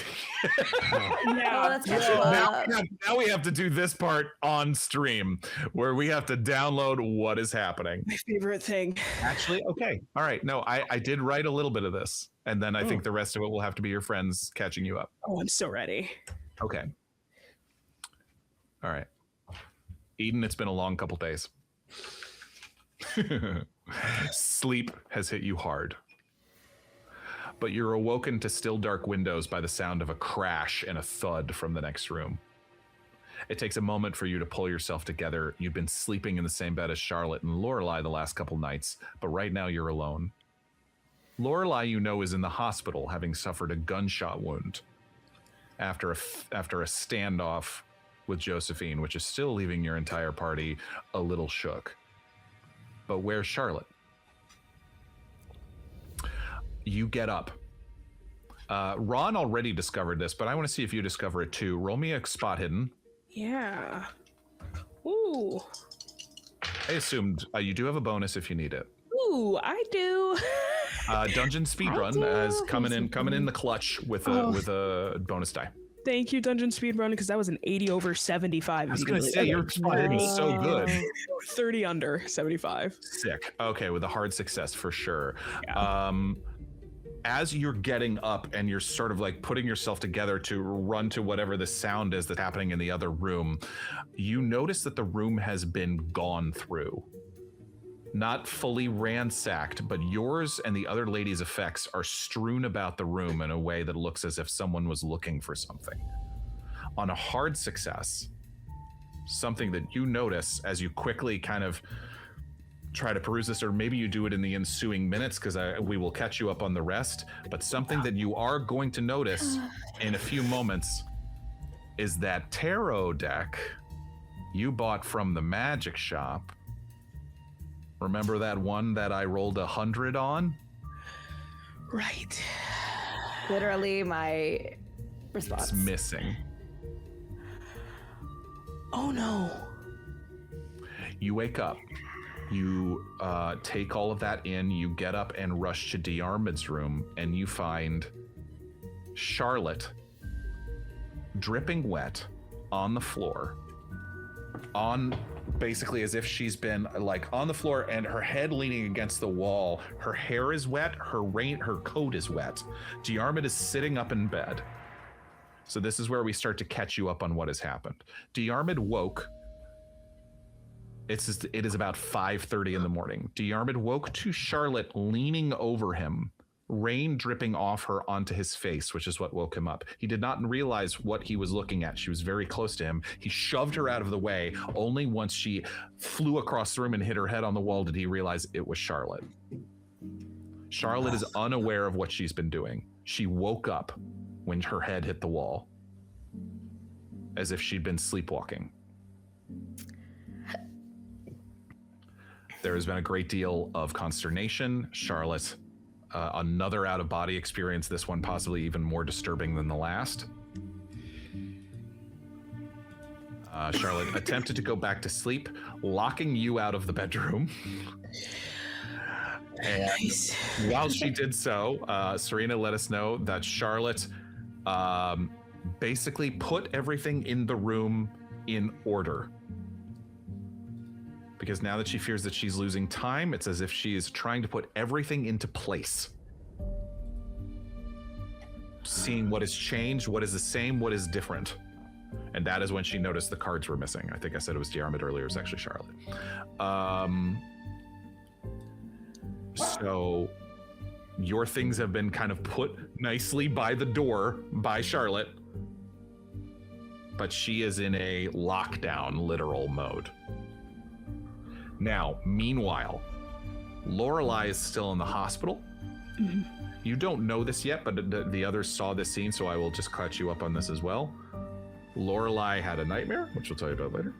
But also, Lorelei woke up to find the inspector from Scotland Yard in her room, because after the shooting between her and Josephine, the police caught wind of it and have basically started to figure out that something weird is going on in the magic community in London. And they already had their eyes on Josephine, and they'd already met Lorelei when you all went into Scotland Yard to speak to them about being seen on that night that Memphis' house burned down. Right. So the detective is no fool. He seems to be at least starting to put some pieces together, but he still has no idea what they mean. He did give away in that conversation that Reuben, the man who sold you the cards and owner of the magic shop, was murdered last night. No. Charlotte's magic lessons. Wasn't he the one giving her magic lessons? Correct. Yeah, dude. So sad. Oh no. Okay. So it is at this point, as shortly after, Diarmuid was, and that Lorelei is now under police guard because she is officially a person of interest. And I mean, certainly she publicly shot a woman. There is that, but there is other things as well. So she is not going to be allowed to, at least legally at this moment, leave the hospital, or you all need to do some thinking. Gathering Charlotte and Diarmuid together, Diarmuid called the hospital, checked on Lorelei, and learned this information. There is a police escort outside of Lorelei's room. And when we left before the intermission, the three of you were getting ready to go to the hospital. No luck on whether the guard to Lorelei's room is hot or not. That's correct. Dang. He tried to question the nurse if the guard was attractive, but he did not succeed on that role. So she's like, "What? Why are you asking that?" Yeah. The most important question. It's important. Is he hot? Of course. Yeah. And guess what? You will just have to discover that for yourself when you get there. You're so right. Oh my goodness. Okay. So we pick up. Oh, the other thing I will say is that Diarmuid was able to track at least a little bit of some of Charlotte's movements while she was still unconscious, that she seemed to go outside into the rain for don't know how long, don't know to where, and come back. Hence the wet hair and the wet coat. Interesting. But I came back. But she came back. So Also, no weapon in her coat. Correct. Oh, cool. So she's innocent. Totally innocent. Sure. Never done anything bad. Never. Oh gosh. It is known, yes, that Reuben, it is not known by you all yet, but out of game, you know that Ruben was murdered in a violent manner last night. Okay. And we are now in the car on our way to the hospital. Correct. Amazing. Okay.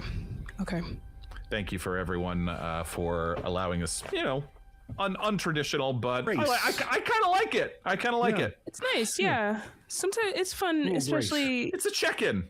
Yeah, people join in after intermission. They can get a little update, Absolutely. Live entertainment, like you said, Morgan. Live streaming, baby. You don't start because it's ready. You start because it's happening. Yes, we're here. Okay. Amazing.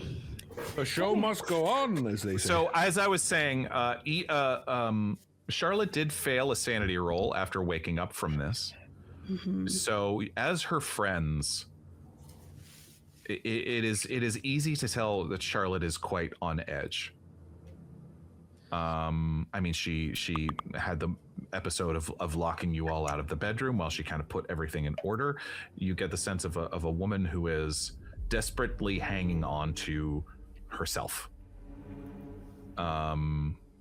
But also, so it's manifesting in bouts of anger, but also bouts of tenderness, as we've seen. So, as I think, as Diarmuid is driving you all across London towards the hospital to meet up with Lorelei, that is where we find ourselves. Is this a good idea for us to be going to the hospital when the inspector's there? I mean, we want to check in on Lorelei, don't we? Yes. And they know that they know that we know each other. So I don't think it'll be unwarranted that we'd want to check on our friend. Did they see all of us? Is that something, maybe one of us is more known than the other? I feel like we split up for some reason, but I don't... Three of you went into Scotland Yard. Mm-hmm. I don't think Eden was there that day. Yeah. To meet Inspector Edwards the first time. Oh. But it was, certainly descriptions of you all, and how we found out you all were seen in the first place, if we'll remind ourselves, was Inspector Edwards received a call about the Lady Milligan's car at Memphis the Great's house. So that is how Eden was actually the first one tied to all of this. But, did Lady Milligan give away my description though? No, certainly not. She would not. Okay, so technically they know about the car. They might not know about me. They might know of an employee. Of Lady Someone Milligan. Yeah. But no, I don't think she would have given. She's far too protective of you. She ain't no rat. Yeah. So I'm not saying we shouldn't go. Obviously, I'm driving us there, so it's fine. But I'm worried about if he starts asking questions. What are we gonna say? Probably as little as possible. I think that,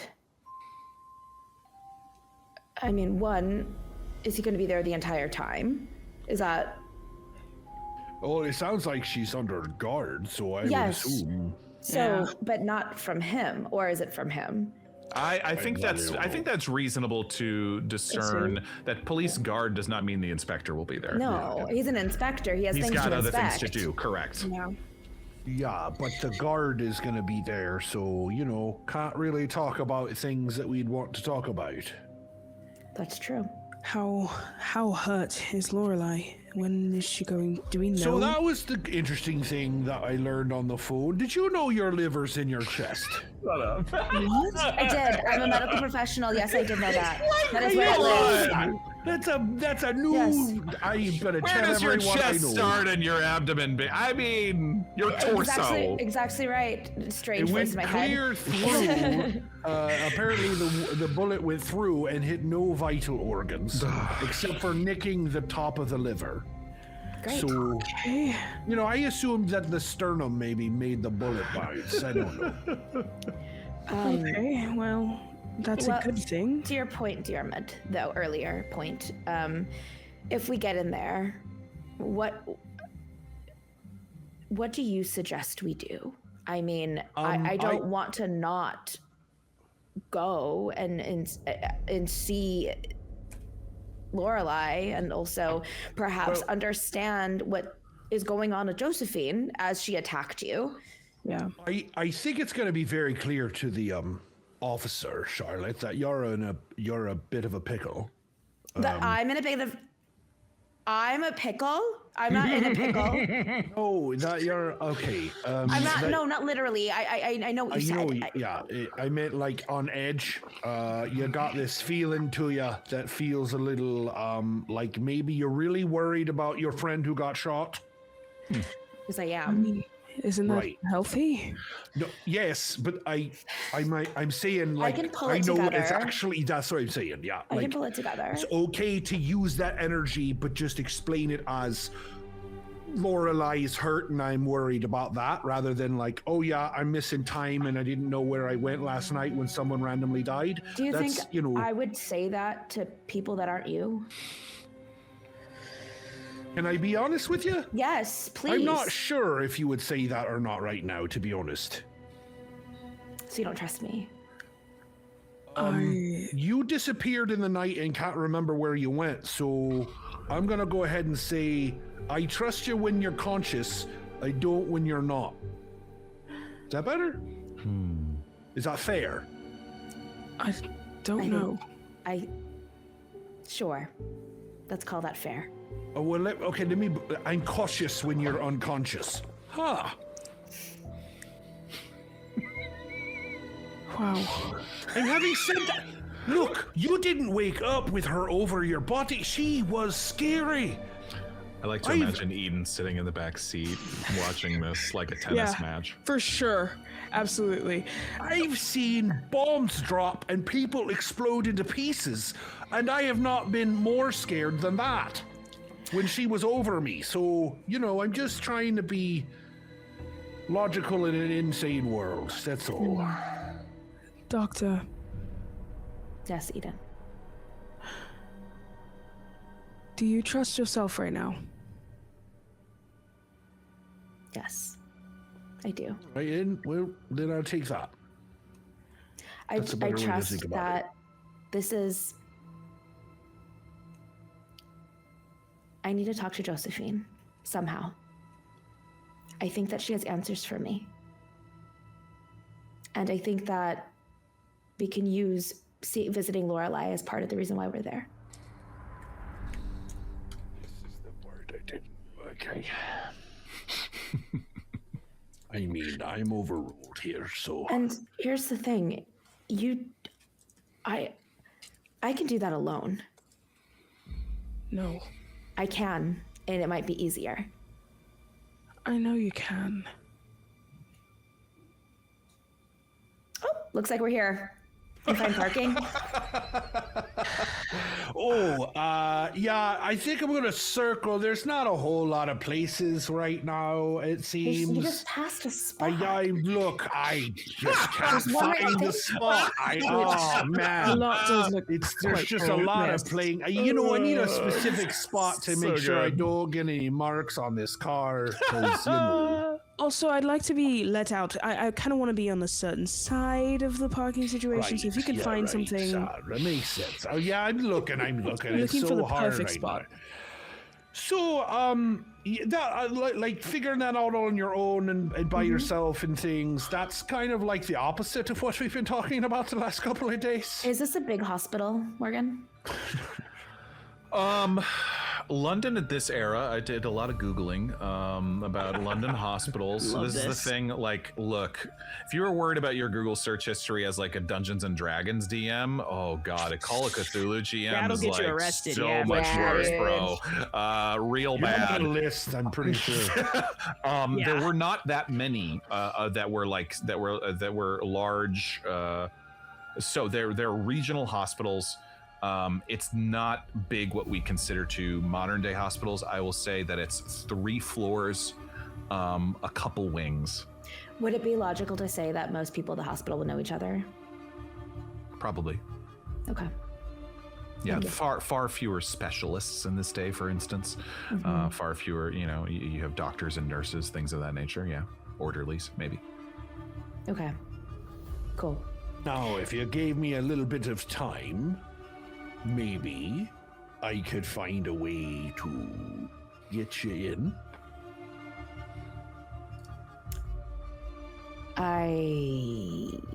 Officially? I mean, look, I understand.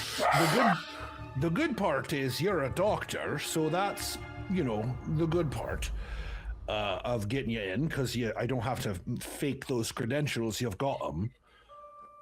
That's precisely why I brought my doctor's bag. Yeah. Interesting. Fascinating. Gonna need time on that, though, to feel comfortable about it, but you seem like you're on a short timeline, so I could make a distraction, I suppose. I've noticed when you walk with purpose in a hospital, nobody usually questions you. Have you walked with purpose within a hospital before? I can't say that I have. Most people, when they visit a hospital, they are aimless. They don't know where things are. True. They're looking for a loved one. They're looking for a family. They're looking for a nurse. They're looking for a doctor. If you walk into a hospital and walk with purpose, you belong there. Right. Do you know where you're going? I'll figure it out. I think you do. I think you all would know where Lorelei's room is. I think you would have. Yes. Yeah. It's not so much Lorelei. That much. You know it's on this. You know she's on the 2nd floor. You know her room number. Is Josephine in the same hospital? Do we even know? You don't know. So that's the part where I feel it's like a gunshot victim, Diarmuid. They also don't know that she lived. Well, here's to hoping. Sure. She seemed like she was going to live last time you saw her. Yeah, I'm not resistant. I'm not resistant. I just want to identify that when I question, it's not because I'm resistant. I just want to make sure that we're going in with a plan. I also want to provide you with the logic that makes you comfortable with this. Right. And knowing that the crime, the wound, the injury happened at this specific location, it would make sense that they would go to the nearest hospital that would treat gunshot wounds. That's not every hospital, mind you. Sure, right. Yeah. And bigger hospital for bigger wounds, yeah. Yes. So, I mean, that sounds right. I'm just, on the off chance that you get in there thinking, no, you're going, and it's just not. But, I just trying to think of all the contingencies in a short amount of time while I look for this place to park. I still gotta find the right one that Eden is comfortable with, before we go in, because it seems like we are not going to park anytime soon. The park He's is now open. made 5 circles around the hospital parking lot. Yeah, now we're gonna start drawing attention. I'm gonna find us a spot. Right. I would love to alleviate concerns here in the car. What are you all afraid of right now? Let's talk about it. Eden? I think it'd be clear that the thing I'm most afraid of is that if something were to happen, and if something were to happen and we weren't able to help Lorelei, I understand that Josephine is important to us. I get it. But it's Josephine. Lorelei is my friend, and she is important to me. Josephine has information. After that information is obtained, Josephine is of no importance to me. Lorelei is important. Also, I think you need a little bit of a clarity here, Eden. Charlotte has indicated that Josephine spoke to her in her head right before she tried to stab me. Yeah, I'm sorry. I should have clarified. Yeah, so Josephine, her voice was in my mind. And I need to figure out why. And also the orb glowed, by the way. What?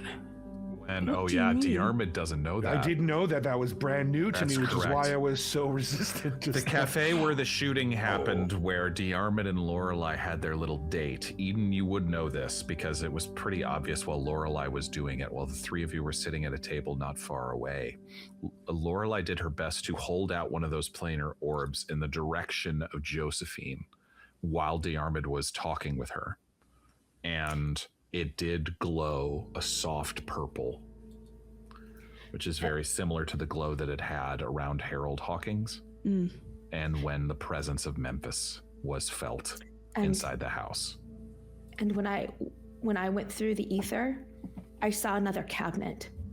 So I need you all to. I'm not crazy. Oh, I didn't think you are. I didn't. No, I wouldn't say you that look at at all. me like I am, No, and I'm not. I look at you like I don't know what's going on, which is very different.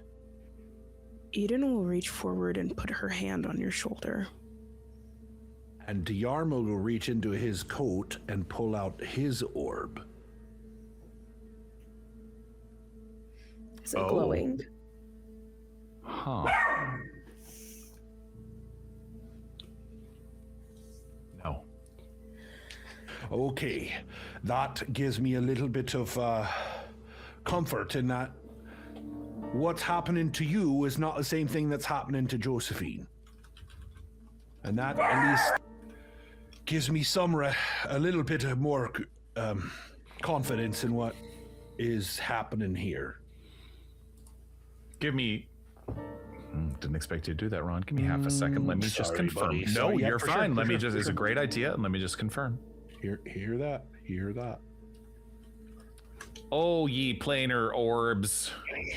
What do you do? Oh, ye planar orbs. How do you glow? How do you glow triumphant? How do you glow triumphant? Oh, It's purple. It's purple.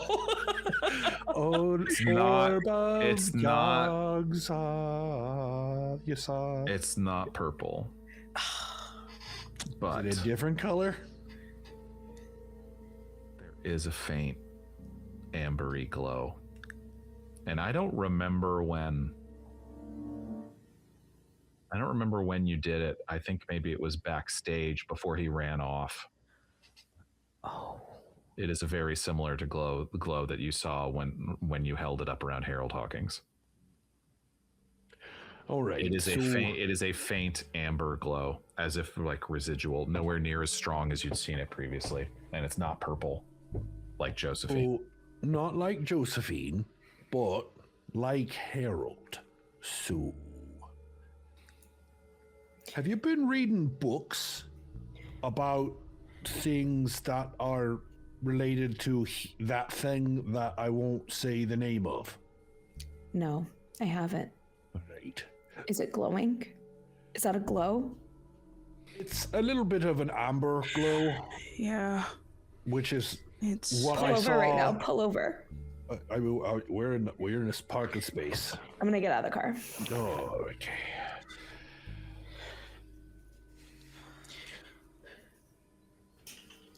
I get out of the car, yeah. and I'm. There's a little bit of Yeah. drizzle of rain at this point in the morning. It's early still. I mean, I'll say it's 8:30. Do you want to stay here? Oh, I want us to be together here. I know. Unless you're telling me I need to stay here. Maybe for a second. Sure. Just for a second. I hear you. I understand. I will try to bring her back. Do your thing. And Eden will get out of the car and start walking a little bit behind wherever Charlotte is. I'm not trying to crowd. Just kind of letting you know I'm here. Do you think he's gonna kill me? Who? Diarmuid. Why? Because it glowed. Because it glowed. Eden, because it glowed. And that means there's something wrong with me. No. And that means that. That means that. I don't know.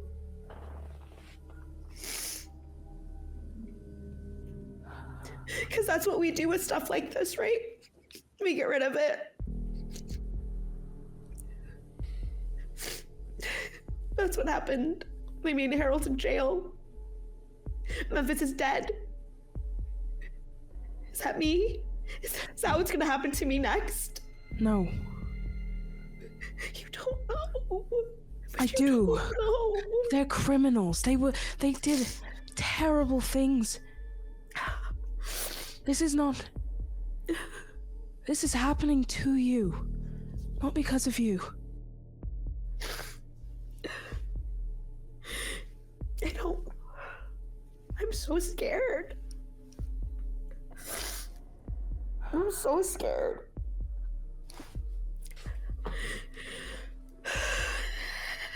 And,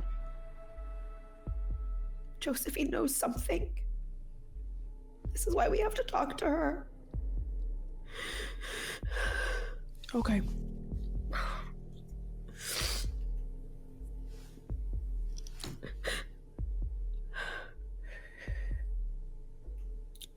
Yeah.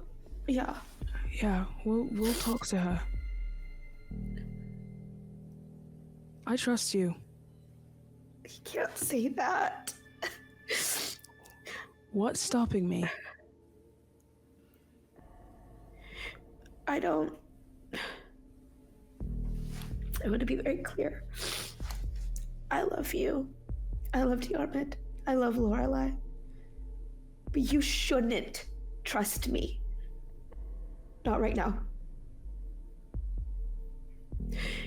I need to do this. But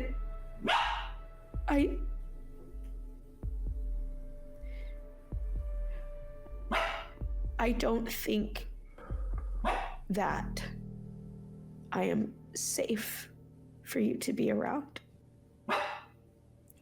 until I know more, and I have to know more. And you have your free will. I want you. I don't want to be by myself. I don't. I want to be with you all, but I also do see how you look at me.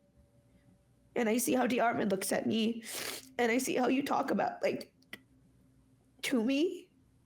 I'm not stupid. I know.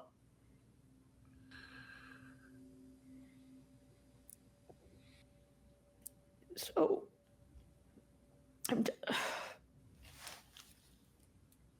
sorry. No. Don't. Oh, God. There are apologies that will be given to you when all of this is over. You don't have to apologize to me. This is... What we stumbled upon is poison. But don't mistake the touch of it as you deserving it or you bringing it upon yourself. We stumbled into this. And if Josephine knows something, it doesn't matter if this were Diarmuid or Lorelei, we would try to figure it out. We just don't. Timing has been very important. If you think now is the time, you have been a member of this team since the very beginning. You were a part of the team before I was. I was just a guide. So if you think it's time, then it's time. I think that Charlotte will grab Eden's hand and look at her and say, I don't know how much time. I don't know.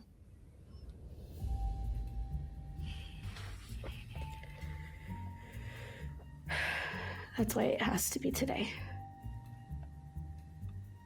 Okay.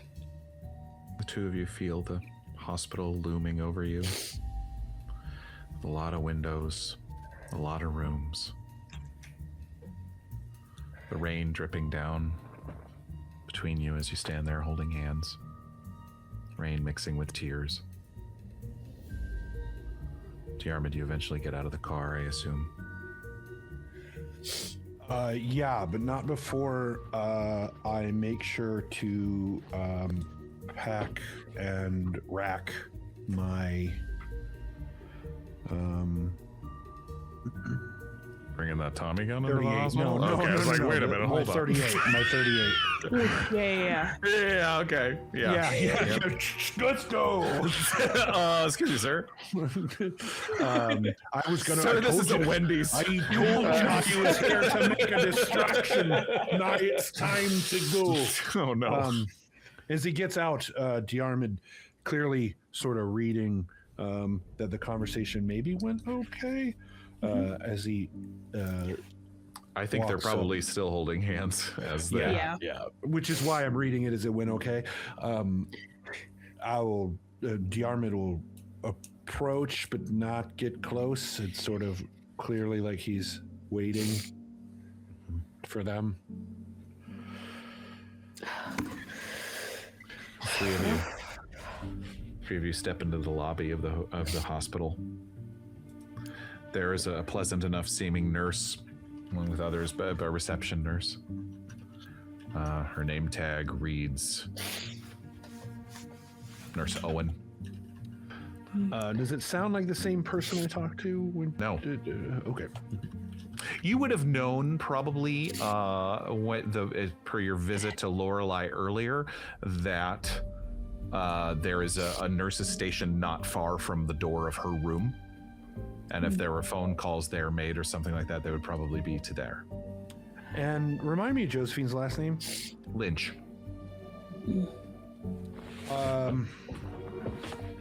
Morgan. Yes, sir. When we enter the hospital and this nurse, I'm trying to be deceptive. Okay. But I'm not so good at that.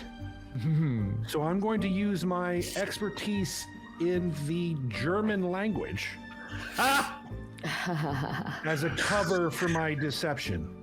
Okay. By the way, I wanted to note that Dungeon Speedrun has gifted you 10 luck points per this conversation. Love that. Yes, to you, Oh. Ron, specifically. Can I go above my luck? What does that put you at 100? It would put me at my total. Can I go above normal luck though? Yes. My normal luck was 70. Okay. So okay, great. Yeah, Lorelei was at almost 100 at one Yeah, point. I just didn't know. Yeah. I just didn't know. Yeah. So I Yep. was just asking. Yes, you can go above and your previous max or whatever. So Holding on to that luck, aren't you, Ron? I know. hey, man, You have to. In this economy, Yeah, you I have love it. to. In this economy. so I would like to, and you tell me how to do this. I would like to use my German. And I will remind you, it is almost as good as my English. Okay. And not as good as my Gaelic, but pretty close. To try to convince this nurse that I am looking for Josephine Lynch, who is my cousin. I have been informed that she's been in some sort of accident and something has happened, and I don't know what it is. I'm and sorry. Mr. What was the last name? I'm sorry. Yes, I'm doing my best to understand you, darling. What was it? Yeah. I didn't expect you to actually talk to me. Yeah, go for it. Didn't. I know. I'm sorry. Yeah, I am looking for the Josephine Lynch, and I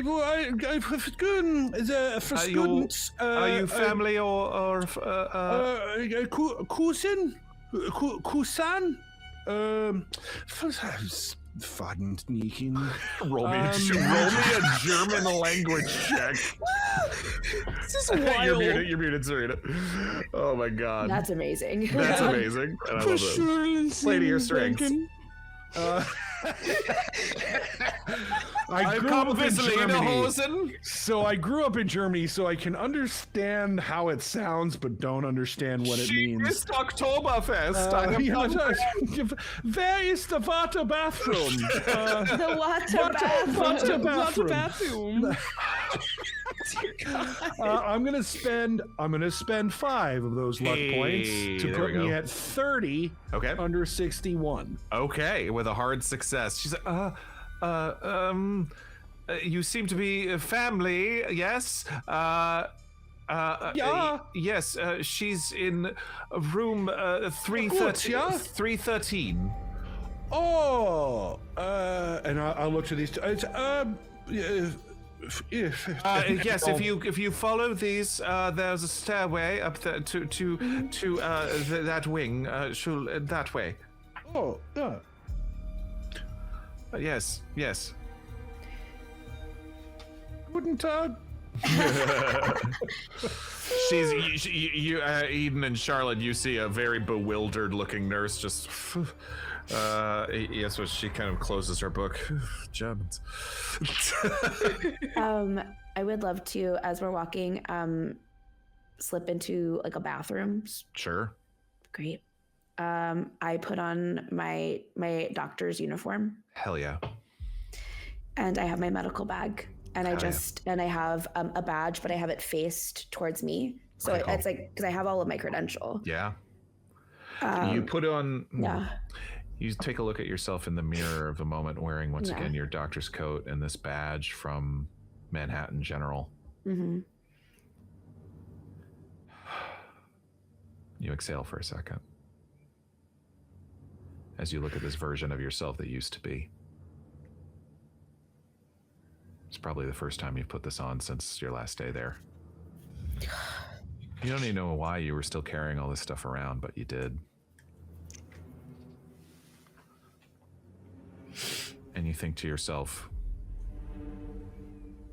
it's to save a life. Yeah. You straighten your coat, take another breath, and you leave. As she comes out of the bathroom, in German, still in German mostly. Oh, doctor, it's guten cousin. It's guten God, it's good, yeah. You're looking for, and I say the room number again. What is the room number? 113. 313. 313. 313. Yes. Your cousin. Yeah. Follow me. So yeah. You make your way, you follow her directions to the the correct wing of the hospital. It's on a separate floor from the one that you know that Lorelei was on, but it seems to be in a similar kind of high intensive. I don't know if they were using the term ICU in 1922, but it does seem to be quite people who are still considered, if this were triage, considered to be fairly high risk. And you make your way up into this again, that smell of disinfectant, people going this and that. It's morning at this point, so you'll catch like nurses making rounds, things of that nature. Charlotte, I think this is either an appearance roll or a stealth roll. I'll do appearance. I will give you a bonus because that you're wearing all of the proper attire. So give me an appearance roll. 12. Sick. Which is my hearts or extreme. My extreme success. Nice. Yeah. I have a high appearance. Surprise. Hey, we knew it. We always knew it. Yeah. Look at you. You probably even just like take a quick inhalation of breath as a doctor does walk past you as you are leading Diarmuid and Eden behind you as on the third floor, and they just seem to, and you just give an officious nod, and like you said, you just keep on walking, and they keep on walking themselves. They've got other things to go, other things. They're busy. Other places to go, other things to do. Easily enough to find the room. There is a nurse's station, probably I'll say 50 to 100 feet outside the door. And also sitting outside this door is a uniformed police officer sitting in a chair.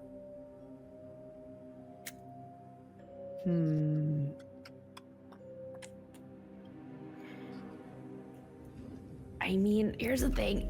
If I were by myself, this would be easier, you guys. Well, that's where I will say if you want to, if you I'm cross around the corner and you see it, and if you want to duck back around the other end of the corner to have this conversation, I'll allow it. That sounds great. Lots of corridors, lots of hallways, even maybe an empty room if you wanted to duck in to have the conversation, I'll allow that. Yeah, and as soon as we get in around the corner into a room, I'll say, all right, I got you there. Do your thing. I'm gonna go see Lorelei. That sounds good. What are you doing, Eden? Yeah. I honestly think you two had a very good shtick. Immediately, Eden looks like a gamekeeper. And so doesn't have a good way to kind of get past this. So I think once sees Diarmuid kind of automatically slip into this like version, like this kind of act. Yeah.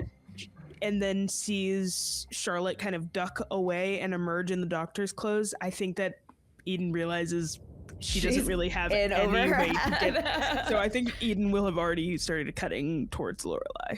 Yeah. Okay, so Eden and Diarmuid are moving down one floor, basically on their way to Lorelei's. Eden, as we walk down that floor, I'm going to say to you, I think it's probably better that I see the nurse up front and leave. It's a great idea. Yeah. Okay. Just to establish, Yeah. Hospital heist. I like that.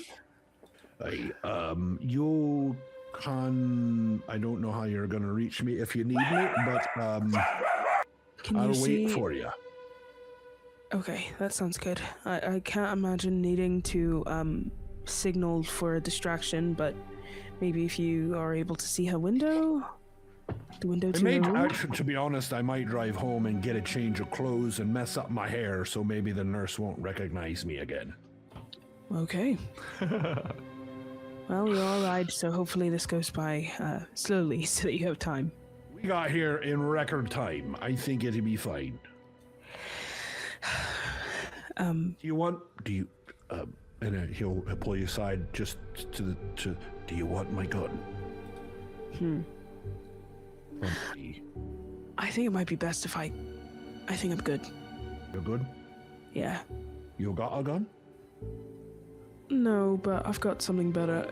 And I think you just see... Say less. Yeah. I'm not even... No. I don't want to know. I'm leaving. Truly, even better.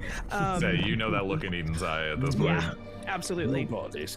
And when he stops and turns, he'll say, I trust her,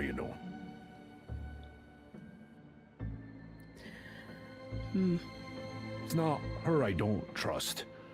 It's that fucking thing with the eye, and you see his fists get very tense. And again, when you see his fists get tense, he still has those cuts and bruises and... Yeah. Eden is looking down at your fists, like looking at this introduced tension you've brought, and can almost see you seeing the thing you're afraid of most. And she'll just say, this entire thing, it's kind of built off the idea that we can't tell the difference between who we trust and who we don't. And it's kind of hard to show someone that you trust them if you just keep saying that you trust them. We just have to do it. She's up there talking to Josephine now, so hopefully that at least helps her know. I think that's all she needed. He wasn't resistant. I just wanted us to have a plan. I do wish we had more time between these things. We do too, but we're working with what we've got. Best of luck to you. You too. Stay safe. I know that... I don't know. I just worry. You all have introduced me to so much. And I hope I can just... Maybe tomorrow, maybe tomorrow will be the regular day.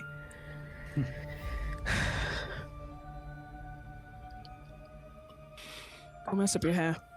And she'll... You part ways on the stairwell as Eden gets off at the second floor and Diarmuid makes his way down to the first floor, making quite a German scene of himself. Talking of Wurst and something, as something as he exits the lobby, making quite a show past Nurse Owen on his way out the building. Charlotte, meanwhile, you're on the third floor. You steady yourself as you see room 313 just around the corner and the uniformed police officer sitting outside the door. What do you do? I confidently walk to the door to see if because usually outside of a hospital door there's a chart. Mm-hmm. Yeah. And I just say hello, officer, and I just grab the chart. In your white coat, in in the practiced manner of someone who used to do this. Mm-hmm. Make another appearance roll, and I'll allow that bonus to stand. That is still a success. Is a 46 under 60. They sit up for a second. Hello, doctor. Hello. But you're able to push your way into the room. Before I go into the room, I want to look at the chart. Usually has the time, when they were last seen, because the worst thing that could happen is I go in and the actual nurse goes in. Rounds, probably every 2 hours, particularly with someone with her kinds of injuries. Yep. At this point, you will see that she's expected to recover. Gunshot wound to the abdomen, not the chest. There we go. And as well as other injuries, like I believe Diarmuid broke her arm, or it's a broken arm. Yes, yeah. Gunshot. She's pretty effed up at this point, but not in critical condition anymore. As you do see that, and you do see that she is, as far as all rounds of concerned, been checked on at least every couple hours throughout the night. Mm-hmm. And so she's not due for that round. When is? Give me a luck. I love this. Give me a luck roll. I love this.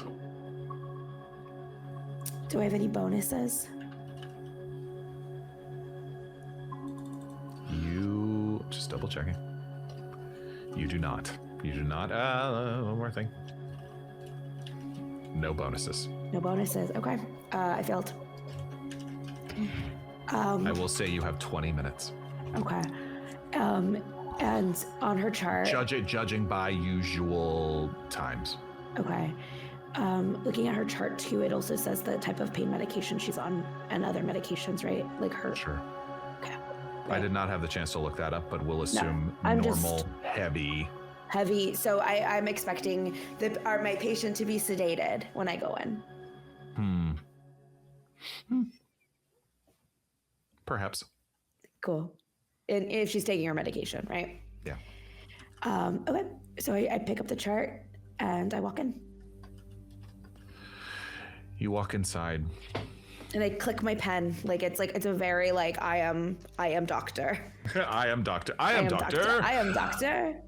You step inside the room. Yeah. Closing it quietly behind you. There is another bed in the room, as if it could hold another patient, but it is currently empty. Okay. As you walk around the curtain, you're greeted with the currently eyes closed. Hard to tell if she's sleeping, but still form of Josephine Lynch. This very attractive, very vain woman looks quite different in this moment. No makeup, obviously. She's been laid up in this hospital bed for the last 36 hours. So I walk up to the side of her bed and I say,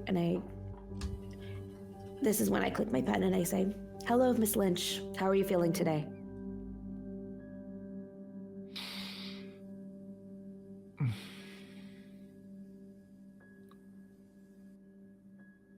Well. Dr. Mantis. Feeling surprisingly well. And that's where we're going to stop tonight. Oh my god! Oh my gosh. I'm terrified. I'm terrified. Ron is here. Ron had to step away for just a second, but he'll be right back. Oh my gosh. Oh, there he is. Happy holidays, loved Happy ones. holidays. I heard all of it. I knew you would. I can't wait. Because I have plans. I assume you all have plans, apparently. Woo! I love this party. I love telling this story with you all. Thank you to the community. Thank you to Angel Devilson for this incredible blanket. Thank you. I feel so loved. Now we have to wait. Why? I know Dungeon Speedrun calls it the Heist Patrol. I love that. Pretty good. But first, it sounds like we're going to have a little Hannibal Lecter-ish discussion in Josephine's hotel or hospital room. Oh, I can't wait. What could happen? Woo! I don't know. We will see you in 2026 with that information. I got a lot to talk about on the short rest. But first, at the end of every episode, we like to read off the names of certain higher level patrons in the styles of their choosing. We're extremely grateful to those. Go to patreon.com/thedungeonrun. Get involved on the fun for up to only just starting at only $5 a month. We've got so much fun in store.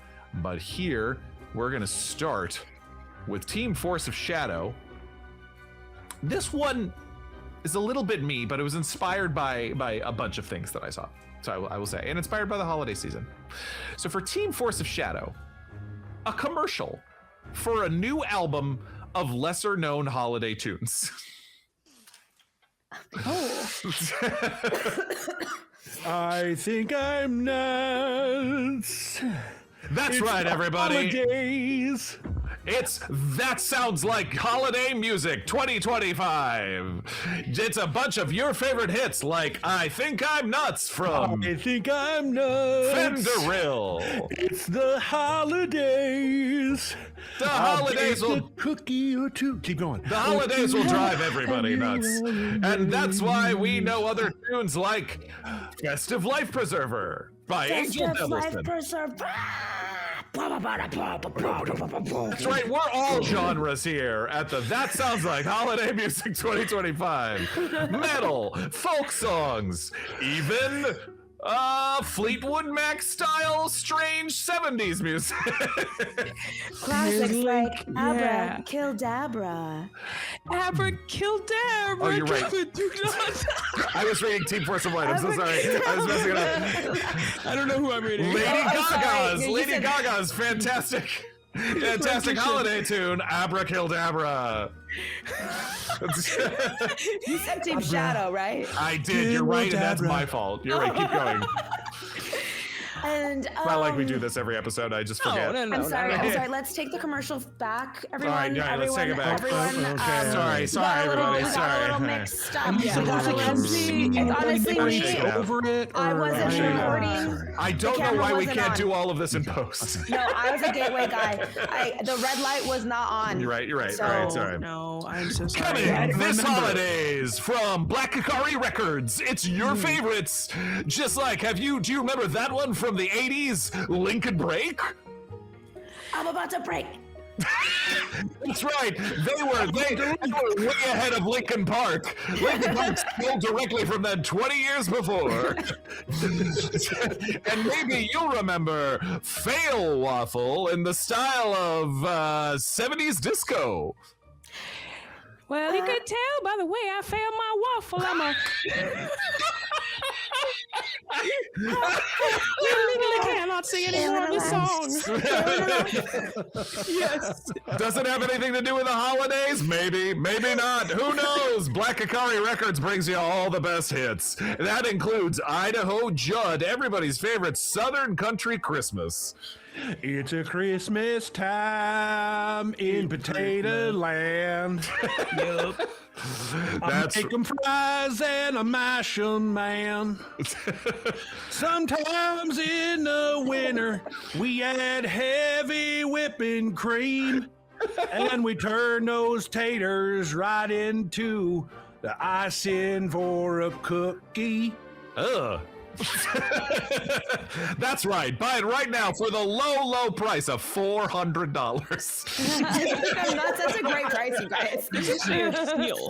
That Totally sounds like worth it. holiday hits 2025. All your favorites from Black Akari and Gateway Guy. Enjoy. Thank you, Team I think Force we and did it, Shadow. everyone. I think we did it. I think we did a really good one. That one specifically was good. The studio was, the studio's hot. Nailed it. Yeah. Let's Thank keep you it going. for bringing it back. All right, for Team Force of Light, from Critical Nerds, I adjusted this one slightly just to make it a little more holiday-esque. A NASA press conference after we've all come back from encountering Santa Claus. So, I want to alleviate any concerns. When you travel, space is large, okay? And sometimes the most... Angel Devilsons are real, everybody. Angel Devilsons are real. I don't know. I'm sorry. Michael! I can't say that? Michael! I can't say chill. I can't say chill. Okay, He came so out of the sky on a everyone- sleigh. And I thought it it was gonna was be a a Reba. festive life preserver. So festive. I'm just gonna say, when you fend-rill the Christmas spirit in your soul, Look, sometimes I'm going to things are have to real. call the Ghostbusters Quick Response Unit because angels and devilsons are real, so are ghosts. Oh, we can't. No. Okay. Look, we are scientists. All We are professionals. We have a We've moral been responsibility to the moon. to Absolutely. make sure that everyone is in the know. But also, I do think that Just Jules might. If we tell Just Jules, Clarissa! everybody. I'm just saying, I'm concerned. Okay, We are Cordelia? live. Okay. We are live. Look, Right. We are live. Right. Let's keep upside. Let's keep going. I'm gonna keep. we have direct evidence of Santa Claus. He can jump, he can fly, and you've got to... Look, this might be unbearably loquacious, but you've got to get Donovan. your family out of the city. Donovan! Out of the city! Donovan! I don't want to be a fearmonger, but he does have think- 12 reindeer, and one of them's named City Racing Girl. Listen, it's a very fast reindeer. I just want to alleviate any concerns. Everything is real speedy when you're so fast. No collisions happen. There's no need to call the Ghostbuster Quick Response Unit. Things are fine. Yes, right as long as now. you have your Tua mask, you should be fine. Yes. Everyone, Santa cannot hurt you from the And sky. if you Literally leave- looking at the ghost of future past. Okay, Donovan. I hear if you leave Just Jules upon your doorstep, you will be spared. Yes. Code Braba. We have a Code Braba. Send in the military. It's got real biblical really No, quickly. that was really good. That was good, Michael. That was good. Call him. Can we cut the cameras? Can we cut the Thank cameras? you. Where are we recording? John did the cut to credits one last time. Thank you, buddy, for 2025. Oh, thank you, Team Force of Light. Thank you, Team Force of Shadow.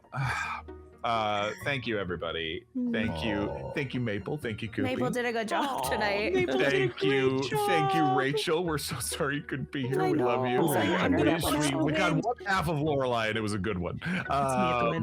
And we will see you more in 2026. Take care of yourselves. Take care of each other. And we remain extremely grateful for you. And I remain extremely grateful for these players in this story. I'm also grateful for Sean. And thank you to Alex, who's helped us so much this year as well.